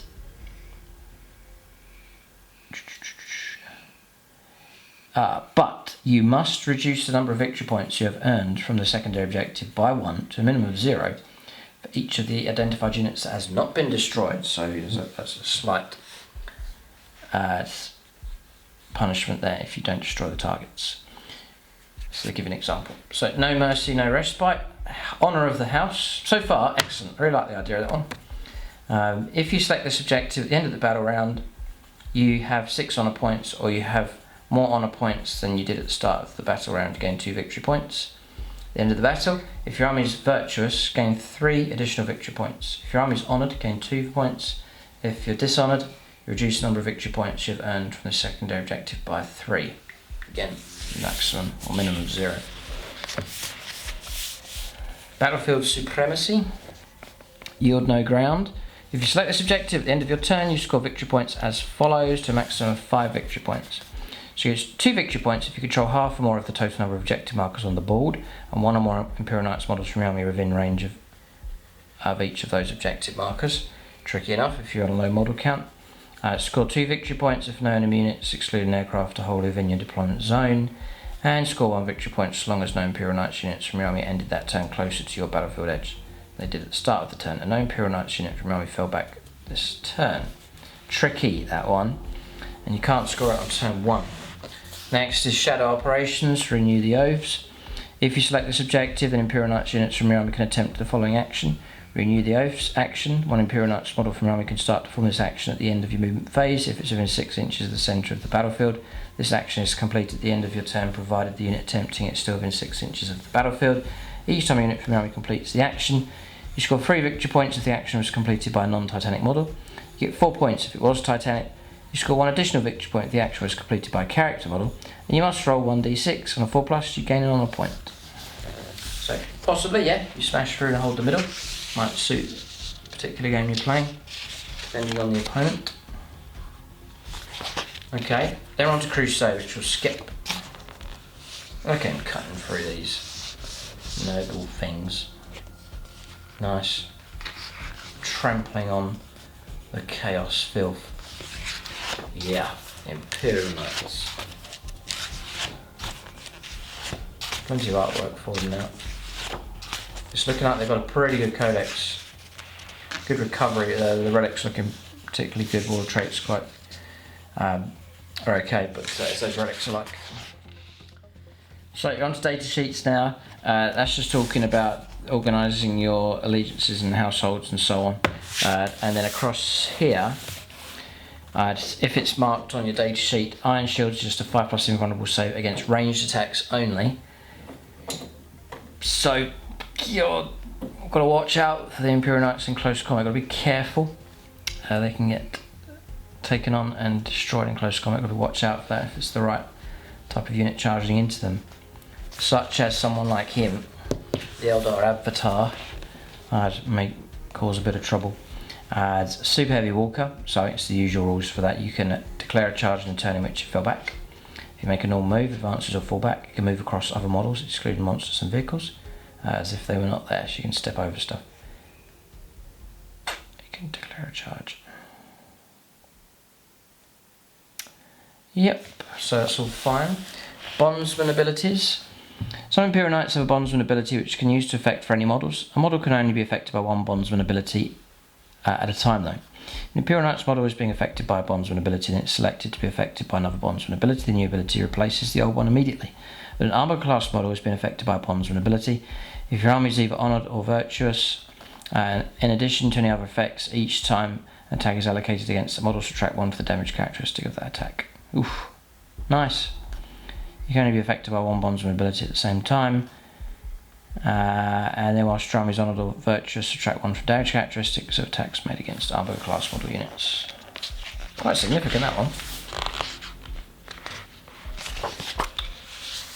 Chivalric code. So we're not onto the stats yet. We're almost there. We've got to get through code chivalric here. So this is talking about honour points and so on. So I can't skip this, got to go through this here. So if every unit from your army has the Imperial Knights keyword, excluding units of the agents of the Imperial underlined keywords, and all those units excluding Freeblades are from the same noble household, then when you write your army list, you can also swear 2 oaths from those on the following tables and make a note of them in your army list. You will start the battle with 1 honour point. You can gain honour points during the battle, typically by completing the pledge of your selected oath. So there's certain tasks that you promise to try and do and you get honour points for doing so. You can also lose honour points during the battle, typically when the trophy you selected, when the trophy of your selected oath supplies, you can never have less than 0 or more than 6. Start of each battle round, consult the table below to determine your army's current level of honour. So you start with 1, so you're just about honoured. Then it's when you reach 5 and 6, then you become virtuous, and 0 is dishonoured. So quite straightforward so far. Models with this ability will then gain a number of chivalric abilities depending on which is active for your army. So after your army is dishonoured, the honoured and virtuous chivalric abilities are not active, so you basically just don't get your buffs. Whilst you're honoured, so you start the game with 1 point, so that helps. And as we've looked at previously, all those little things where you get an extra honour point, so it's all pushing your tally up to try and get to that, to try and stay honoured, or to try and break into virtuous with 5 or 6 points. So after your army is honoured, the honoured chivalric ability from your selected oath is active for Imperial Knights from your army, but the virtuous is not. And after your army is virtuous, the honoured and virtuous abilities are active, so both kick in. So there's 4 oaths to choose from. Protect those in need, defend the realm, refuse no challenge, and lay low the tyrants. It is very chivalric sounding. It's alright, it seems a good idea, I think. So very honourly and knightly and medieval style. It's cool. Pledge then. If one or both of the following happened during a battle round, at the end of the battle round you gain an honour point. So I would imagine that anything that pushes up your initial tally, even before the game begins, will certainly help if you really wanted to get into the virtuous options. So Imperial Knights model from your army performed a heroic intervention. Tricky enough. An Imperial Knights model from your army made a charge move against an enemy unit that started the charge phase within engagement range of another friendly unit. So you're trying to rescue another unit is the idea. The Troth. If one or both of the following happened during the battle, you lose an honour point. Any Imperial Knight model from your army was eligible to declare heroic intervention during your opponent's charge phase, but failed to do so. If your charge phase, if one or more Imperial Knights models from your army were eligible to declare a charge against an enemy unit that started the phase of an engagement range with another unit from your army, then none of them made a charge move against such an enemy unit during that phase. So you have to help, otherwise it's dishonourable. Fair enough. So if you are honoured in that, Selfless Heroes, this model is eligible to perform heroic interventions as if it were a character. Right, so your models in your army can do it. If this model is a character, then it's eligible to perform heroic intervention if it's within 6 inches and 5 vertically of any enemy unit instead of 3 and 5 vertically. And each time this model makes heroic intervention, it can move up to 6 inches. The usual rules apply. And then the virtuous ability, if this model is a bondsman ability, it can use 1 additional time in each of your command phases. Okay. Defend the realm. If the pledge is, if at the end of your turn you control more objective markers than your opponent, then at the end of the battle round you gain an honour point. If at the end of your turn you control less objective markers than you did at the start of your turn, then you lose a point. If you're honoured, at the start of your command phase, the Battle Forge CP bonus grants an additional command point, so an extra 1. So typically you get 2. Then the virtuous ability. This model has the objective secured ability. If a model already has, it counts as 3 additional models when determining control of an objective marker. Okay, and then refuse no challenge. At the end of each battle round, if 2 or more enemy units have been destroyed by melee attacks made by Imperial Knights, then you get a point. If any Imperial Knights units from your army fell back during a battle round, then at the end of that battle round you lose on a point. Ooh, okay. And then honoured ability. Noble display. Each time this model makes a melee attack, if it made a charge move, was charged for heroic intervention, you get +1 to the hit roll. God, that's nice. Well. That's huge. +1 to the hit roll. Just for charging. Or if you are charged, or you perform heroic intervention. It's massive. A virtuous ability. You can reroll advanced and charge rolls made for this model on top of that. That's a good one. Nice and easy rules to remember there. You just +1 to hit rolls. Fantastic. Yeah. Next, lay low the tyrants. If the Imperial Knights model from your army is destroyed, 1 or more Warlord, character, monster or vehicle units during a battle round with a melee attack, then at the end of the battle round you gain an honour point. Okay, so that's okay. And then if less than 2 enemy units have been destroyed by attacks made by Imperial Knights units from your army, then you lose an honour point. The Martial Pride, so each time this model is selected to shoot or fight, you reroll 1 hit roll, 1 wound roll. And the Legacy is Once per battle round, you can make an advanced roll, hit roll, wound roll, save and throw for one Imperial Knights model of your army. You can change the result of that total to a 6. Okay. That was not too bad either, pretty good. I like the nice straightforwardness of that one, the refuse no challenge option. Okay, so with these, I'll go through a lot of the stats, but really I'm looking for the bigger changes, so things like the weaponry, the war gear will be the main focus to see how much of an improvement there is or is not. So I'm not going to get too or any extra abilities and so on. So Armiger Helverians, I'll also give you a little idea on points as well. I'm hoping for points reductions so you can get more into the list. So a Helverian is 155 points, and if you take the Melter Gun it's 5 points on top of that, so not bad at all really. You're looking at, they come with Iron Shields, they do have the 5+ invulnerable save. Just going to pick out some things here. You can take squadrons of 1 to 3, but then you can break those up once the game begins into individual models. They are movement 12, they're toughness 7 with 12 wounds, they're 4 attacks base, 3 up save. Now, every model is equipped with 2 Armiger auto cannons. These weapons are fantastic here. So you've got range 60, fantastic range on these. Heavy 2d3, so between 2 and 6 shots per weapon. If you've got 2 of them, that's 4d3 shots, averaging about 8 shots I guess of these. Strength 7 -2, but the damage is the damage is a straight 3. Which is fantastic. Very, very, very good.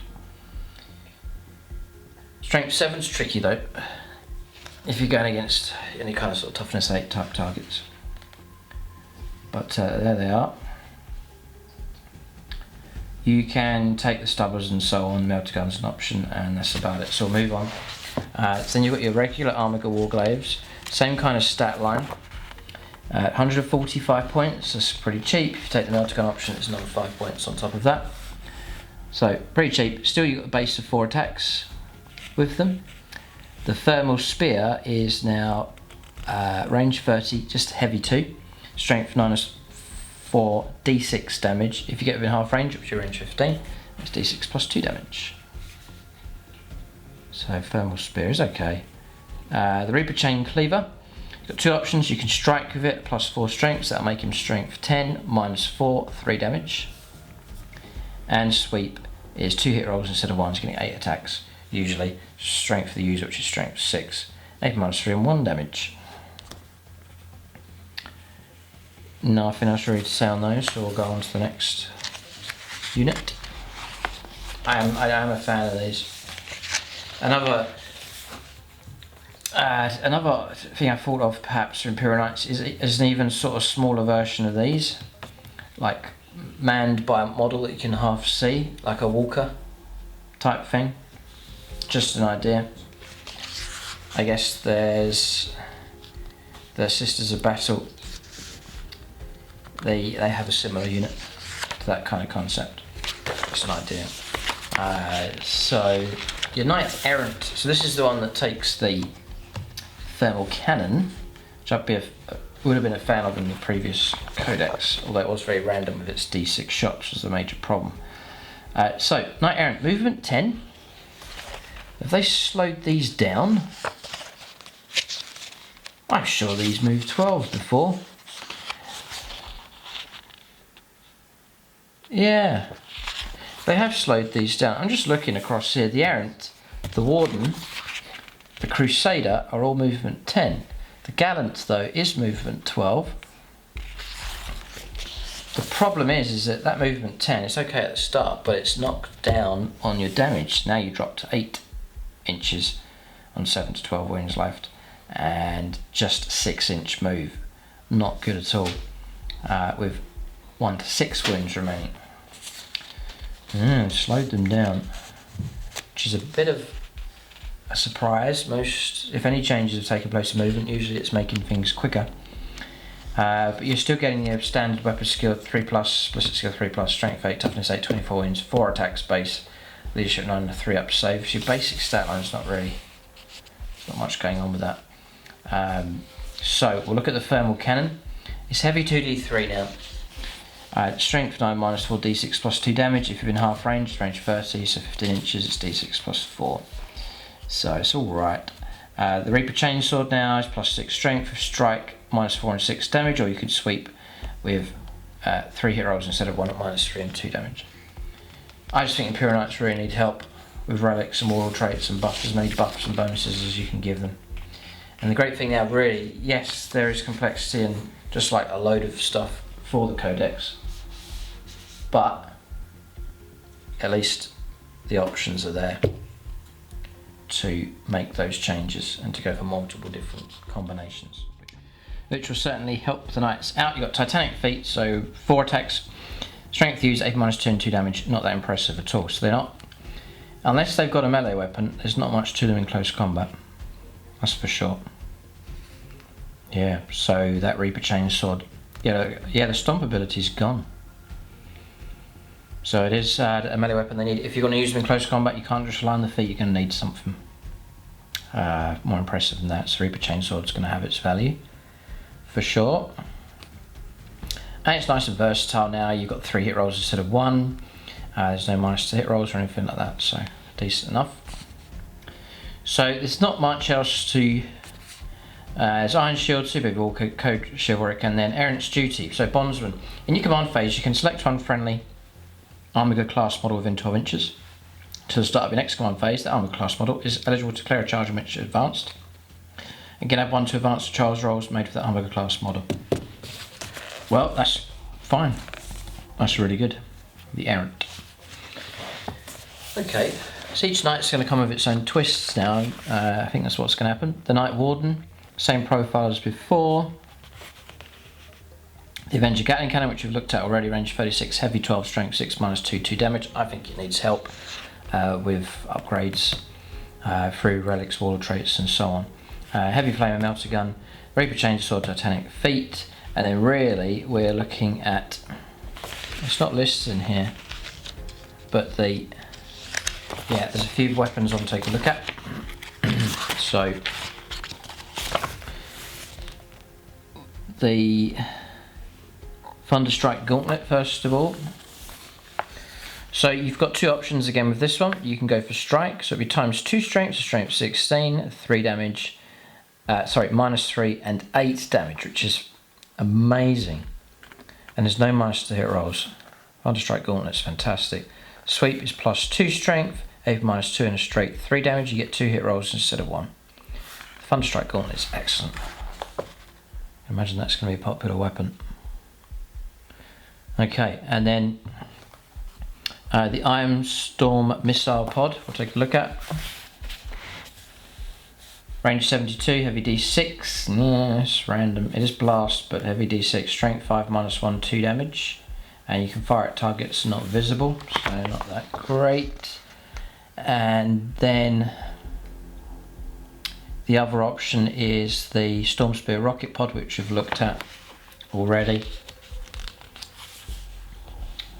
Heavy 3, strength 8, minus 2, d6 damage. Again, it's okay, it's alright, but it's not really improved at all. And the other option is the auto cannons, I believe. So Twin Icarus auto cannon. So range 48, heavy 4, strength 7, minus 1, 2 damage. And it's plus 1 to the hit roll against aircraft. It deletes out the hard to hit ability. But again, not that impressive really on top of those weapons. Not really much change going on with those at all. For the Warden, the Bondsman ability is the Warden's Duty. In your command phase, you can select one friendly Armiger class model within 12 inches. Until the start of the next command phase, the Armiger class model counts as 10 models for the purposes of determining control objective markers. Okay, so it's creating the impression that it's quite a good idea to take a knight and then have a couple of Armiger models sort of working in tandem with it, which is very cool. You can send them out to perform certain tasks, and the main knight does his thing as well. Knight Crusader next. Oh, we have to take a look at points. So starting cost for the Gallant is 400 points. Upgrades to pay for is Melt Gun at 5 points. The Iron Storm Missile Pod 20 points. God, no way. The Storm Spear Rocket Pod 40 points. What? And the Twin Icarus autocannon, 20 points. God, that's crazy. 40 points for that. The other upgrades, there's no other points to pay. The Knight Errant, 425. Same points upgrades. The Crusader, 485. Same points for paying for upgrades. The Paladin, we'll do it now, 425 points. Same points for the other upgrades. Well. The Crusader then, nothing else different with this thing, it's still a 10-inch move. Avenger Gatling Cannon, Heavy Flame, Melter Gun, Thermal Cannon. We've done all of these Titanic feet. So we'll take a look at the Rapid Fire Battle Cannon next. Here, it's range 72, heavy 2d6 blast, strength 8, -2 and 3 damage. Straight 3 damage is good. Nothing else going on there. So the Crusader's duty. In your command phase, you can select unfriendly noble household Armiger class model within 12 inches. Improve that Armiger class model's ballistic skill characteristic by 1. So it's going to make it 2's tier, and that's very, very useful. So that's all good. Okay. Next is the Knight Gallant. So the Knight Gallant, there's nothing to cover on here extra, just the bond. The bondsman. In your command phase, you can select one Armiger within 12, improve that weapon skill by 1, so +1 to the hit roll. Close combat with that one. And the Knight Paladin, so I've got one of these. So for the Paladin, in your command phase, you can select unfriendly Armiger class within 12. Each time you make an attack, reroll hit rolls of 1 and wind rolls of 1. Well, let's have a look here. Each time the Armiger class model makes an attack, reroll hit rolls of 1 and wind rolls of 1. That's fantastic. If that's melee and shooting, that's brilliant. I'm liking the Paladin ability. So I'm getting the impression here that you're going to try and get that balance between Armiger models and your regular knights, which a lot of Knight players have already been doing. You know, there is the value in the Armigers there, and the Codex is giving you buffs and bonuses for doing that, especially sort of pairing them up. So Armigers are designed to work with Knights and to protect, aid, help and assist them on the battlefield. So Knight Castellan, it's interesting this one, 8-inch moves, it is slower, but the Castellan I guess is mainly firepower you're going for. 28 wounds on this thing and a 2-up save as standard. Now, it's 595 points. The only upgrade you're paying for is a Twin Siegebreaker Cannon, which is 15 points. Thing's an absolute beast. The Plasma Decimator, I think we've looked at already, or recap it. Range 48, heavy 2d6, strength 8, -4, 2 damage and blast. Or you could supercharge. If you roll any ones, it's 2 more to wounds. Range 48, heavy 2d6, strength 9, -3 and -4 and straight 3 damage. The Siegebreaker Missile, range 48, heavy 1, strength 10, -4, but it's still d6 damage. Each time the bearer is selected to shoot, you can make only one. It can only make attacks with one Siegebreaker Missile, and it can only shoot each Siegebreaker Missile it is equipped to once per battle. Each time attack is made with this weapon, ignores invuln saves against the attacks. That's the big bonus for that thing. Twin Melter Guns, so it's like Assault 2, and I think it's got 2 of them, so you've got 4 Melter Gun shots. The Twin Siegebreaker Cannon is range 36, heavy 2d3, strength 7, -1, 2 damage and blast. I think that's the same as it used to be.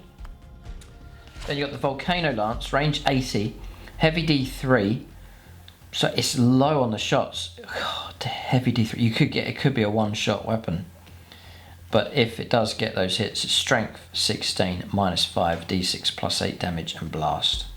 And you've got your Titanic feet. Okay. No extra buffs and things going on with this one. That's it. Next is the Knight Valiant. I'm really hoping this thing's good. It was okay in the previous book, but some improvements on it, and then you're stacking up buffs and bonuses on top. You can really make something quite potent. I'm very much in the favour of my Imperial Knights, so having an army that just plunges into the enemy and just drives them away. That's the idea, so that's the intent. It's boring. I don't want to do Knights just sitting there shooting away every turn. I want them to get stuck in, and to do so boldly. Knight Valiant is 585 points, and again 15 points for the Siege Breaker Cannon. So, you know, it's well equipped. No buffs and bonuses going on with this thing. It's got the 4 Siege Breaker missiles, Thundercoil Harpoon, 2 twin melter guns, twin Siege Breaker cannon, Titanic feet, the Conflagration cannon as well. She's standard Conflagration cannon, range 18, heavy 3d6, auto hits on the target. So you potentially could get 18. No, you couldn't, sorry, because it's not blast. Strength 7 -2, 2 damage. The Siege Breaker missile we've covered. The Thundercoil Harpoon, so range 18. I think it was range 12, so that's very welcome. Heavy 1, so it is the one-shot weapon, but it's strength 16, -6, 10 damage. Each time attack is made with this weapon against a monster or vehicle, excluding aircraft, add 1 to the hit roll. So you're looking at 2s to hit, fantastic. Each time attack is made with this weapon.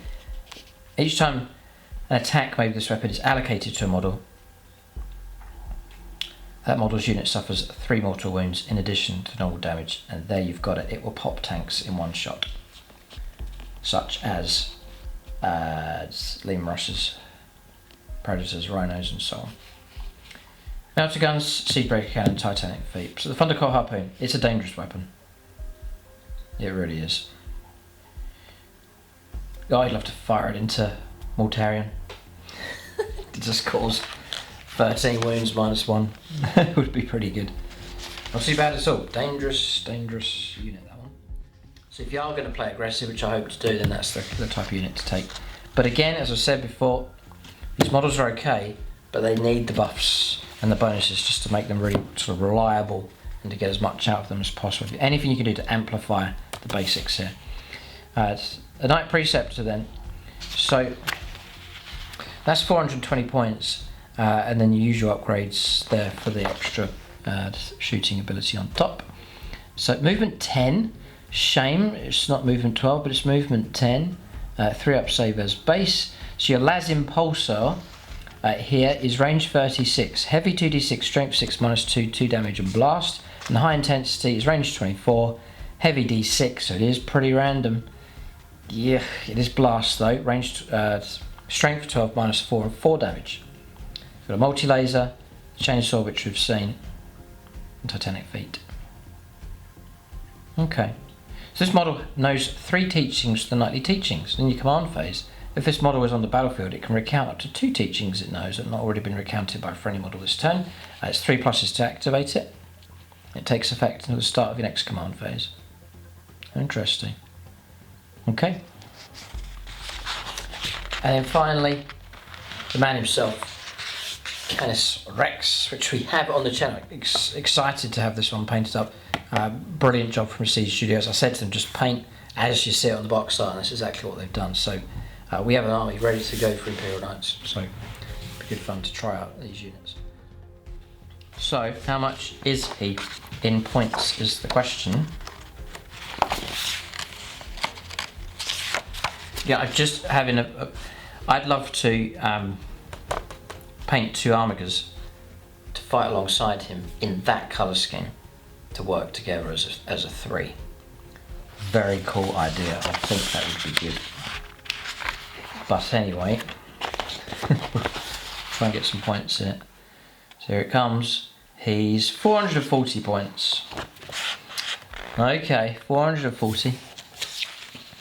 Still movement 10. Crucially, weapon skill and ballistic is what I like about him. The weapon skill and ballistic skill they've kept at 2+, 2s to hit, fantastic. 5 attacks base as well, so giving you the extra attacks. I think it's well worth the extra points immediately.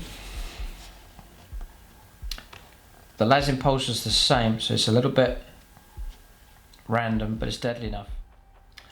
And then he's equipped with Freedom's Hand. I just want to have a little look. Reaper Chainsword. Yeah, I'm just looking here. What I want to know is it just the same as a Thunderstrike Gauntlet is the question. So your strike ability is ×2 strength, AP -3 and 8 damage. No, it's a bit better. ×2 strength, AP -4, 8 damage. No extras going on, but with him, each time attack is made with this weapon, unmodified wound roll of 6 inflicts D3 mortal wounds in addition to the normal damage. Yes, it is more deadly. And it says each attack, so you could get multiple mortal wounds coming through, multiple D3s. And then with a sweep attack, +2 strength, favor -2 and 3 damage. +2 strength, favor -2 and 3 damage. And you get 2 hit rolls instead of 1. Same with this. Unmodified wound rolls of 6, inflict a mortal wound, then she's stacking up mortal wounds as well. He has access to the teachings. In recount, he knows 3, in recount 2. It's still a 3+ to activate it. Would have been nice to have it on 2+ with 3s anyway with him. As the usual rules, then Sir Hector. If Canis Rex is destroyed, then the model gets out. Explodes. Chain Breaker. Each time Canis Rex makes an attack against a non-Imperial unit, unmodified hit roll of 6, an additional hit scores as popping hits against anything that's not Imperial. Fine, I'll take that. In Legendary Freeblade, once per battle round, you can reroll 1 hit roll, 1 wound roll, a charge roll, or a saving throw made for Canis Rex. So it's not all of those. You got to choose which one, but fine, take that as well. For all those extra buffs, for the bonuses there on the weapon, the better stat line, way better stat line, and then all these bonuses across here, he is well worth the points. Canis Rex, and a fantastic model. Look at it, absolutely glorious. My favourite colour scheme for Imperial Knights at this point. Beautiful. Okay, that's weapon profiles, points, values, which we've covered. And that's the review for the Imperial Knights. So, yeah, it's been a little bit... So, just in all honesty here, the production quality, this is the same sort of conclusion I've made with these books. I love the codexes, I do. A bit of codex shock because of the volume coming at you of all these rules to remember, the stacks of stuff to remember. It's not just Warlord traits or relics now, it's other stuff going on to remember. All these levels of things that you can do. The upside of that is the depth and the variety that you can go for. There's so many different combinations, so if you really immerse yourself in the codex, if you get over the initial rules overload and then just start to gradually ease your way into the codex, enjoy playing some games, try out stuff, learn stuff from other players and so on, then I think you get a lot of enjoyment out of these codexes for sure. The downside is just the volume of rules. There's so much stuff to remember, and it can be, as you've seen here perhaps in this codex review, it's been quite tedious at times just working away through all these rules, and it's all like +1 here, -1 there, and it can go on and on and on. But then you get the depth, so it's a trade-off between the two. Leave your own comments and feedback. What do you think of the current codexes, whether you like them or you don't, the pluses and the minuses connected with them. If you're an Imperial Knights player, what do you think of the new codex? Surely it's an improvement, but is it enough for the Knights to compete with the other factions on the channel, especially those, or the other factions in 40k, especially those that have received new codexes recently, such as Tyranids, Tau, and so on? Can they go toe-to-toe with such opponents? So leave that in the comments section there for all to see. That's the review. Check out Goblin Gaming for discount 40k and other accessories. Link for them in the video description below. Keep a look out for more reviews on the channel. The aim would be to do battle reports of these. We have an army ready to go. For list building, if we get into this codex and propose a list, that'll be over on YouTube channel membership. So if you haven't signed up on that already, then do join.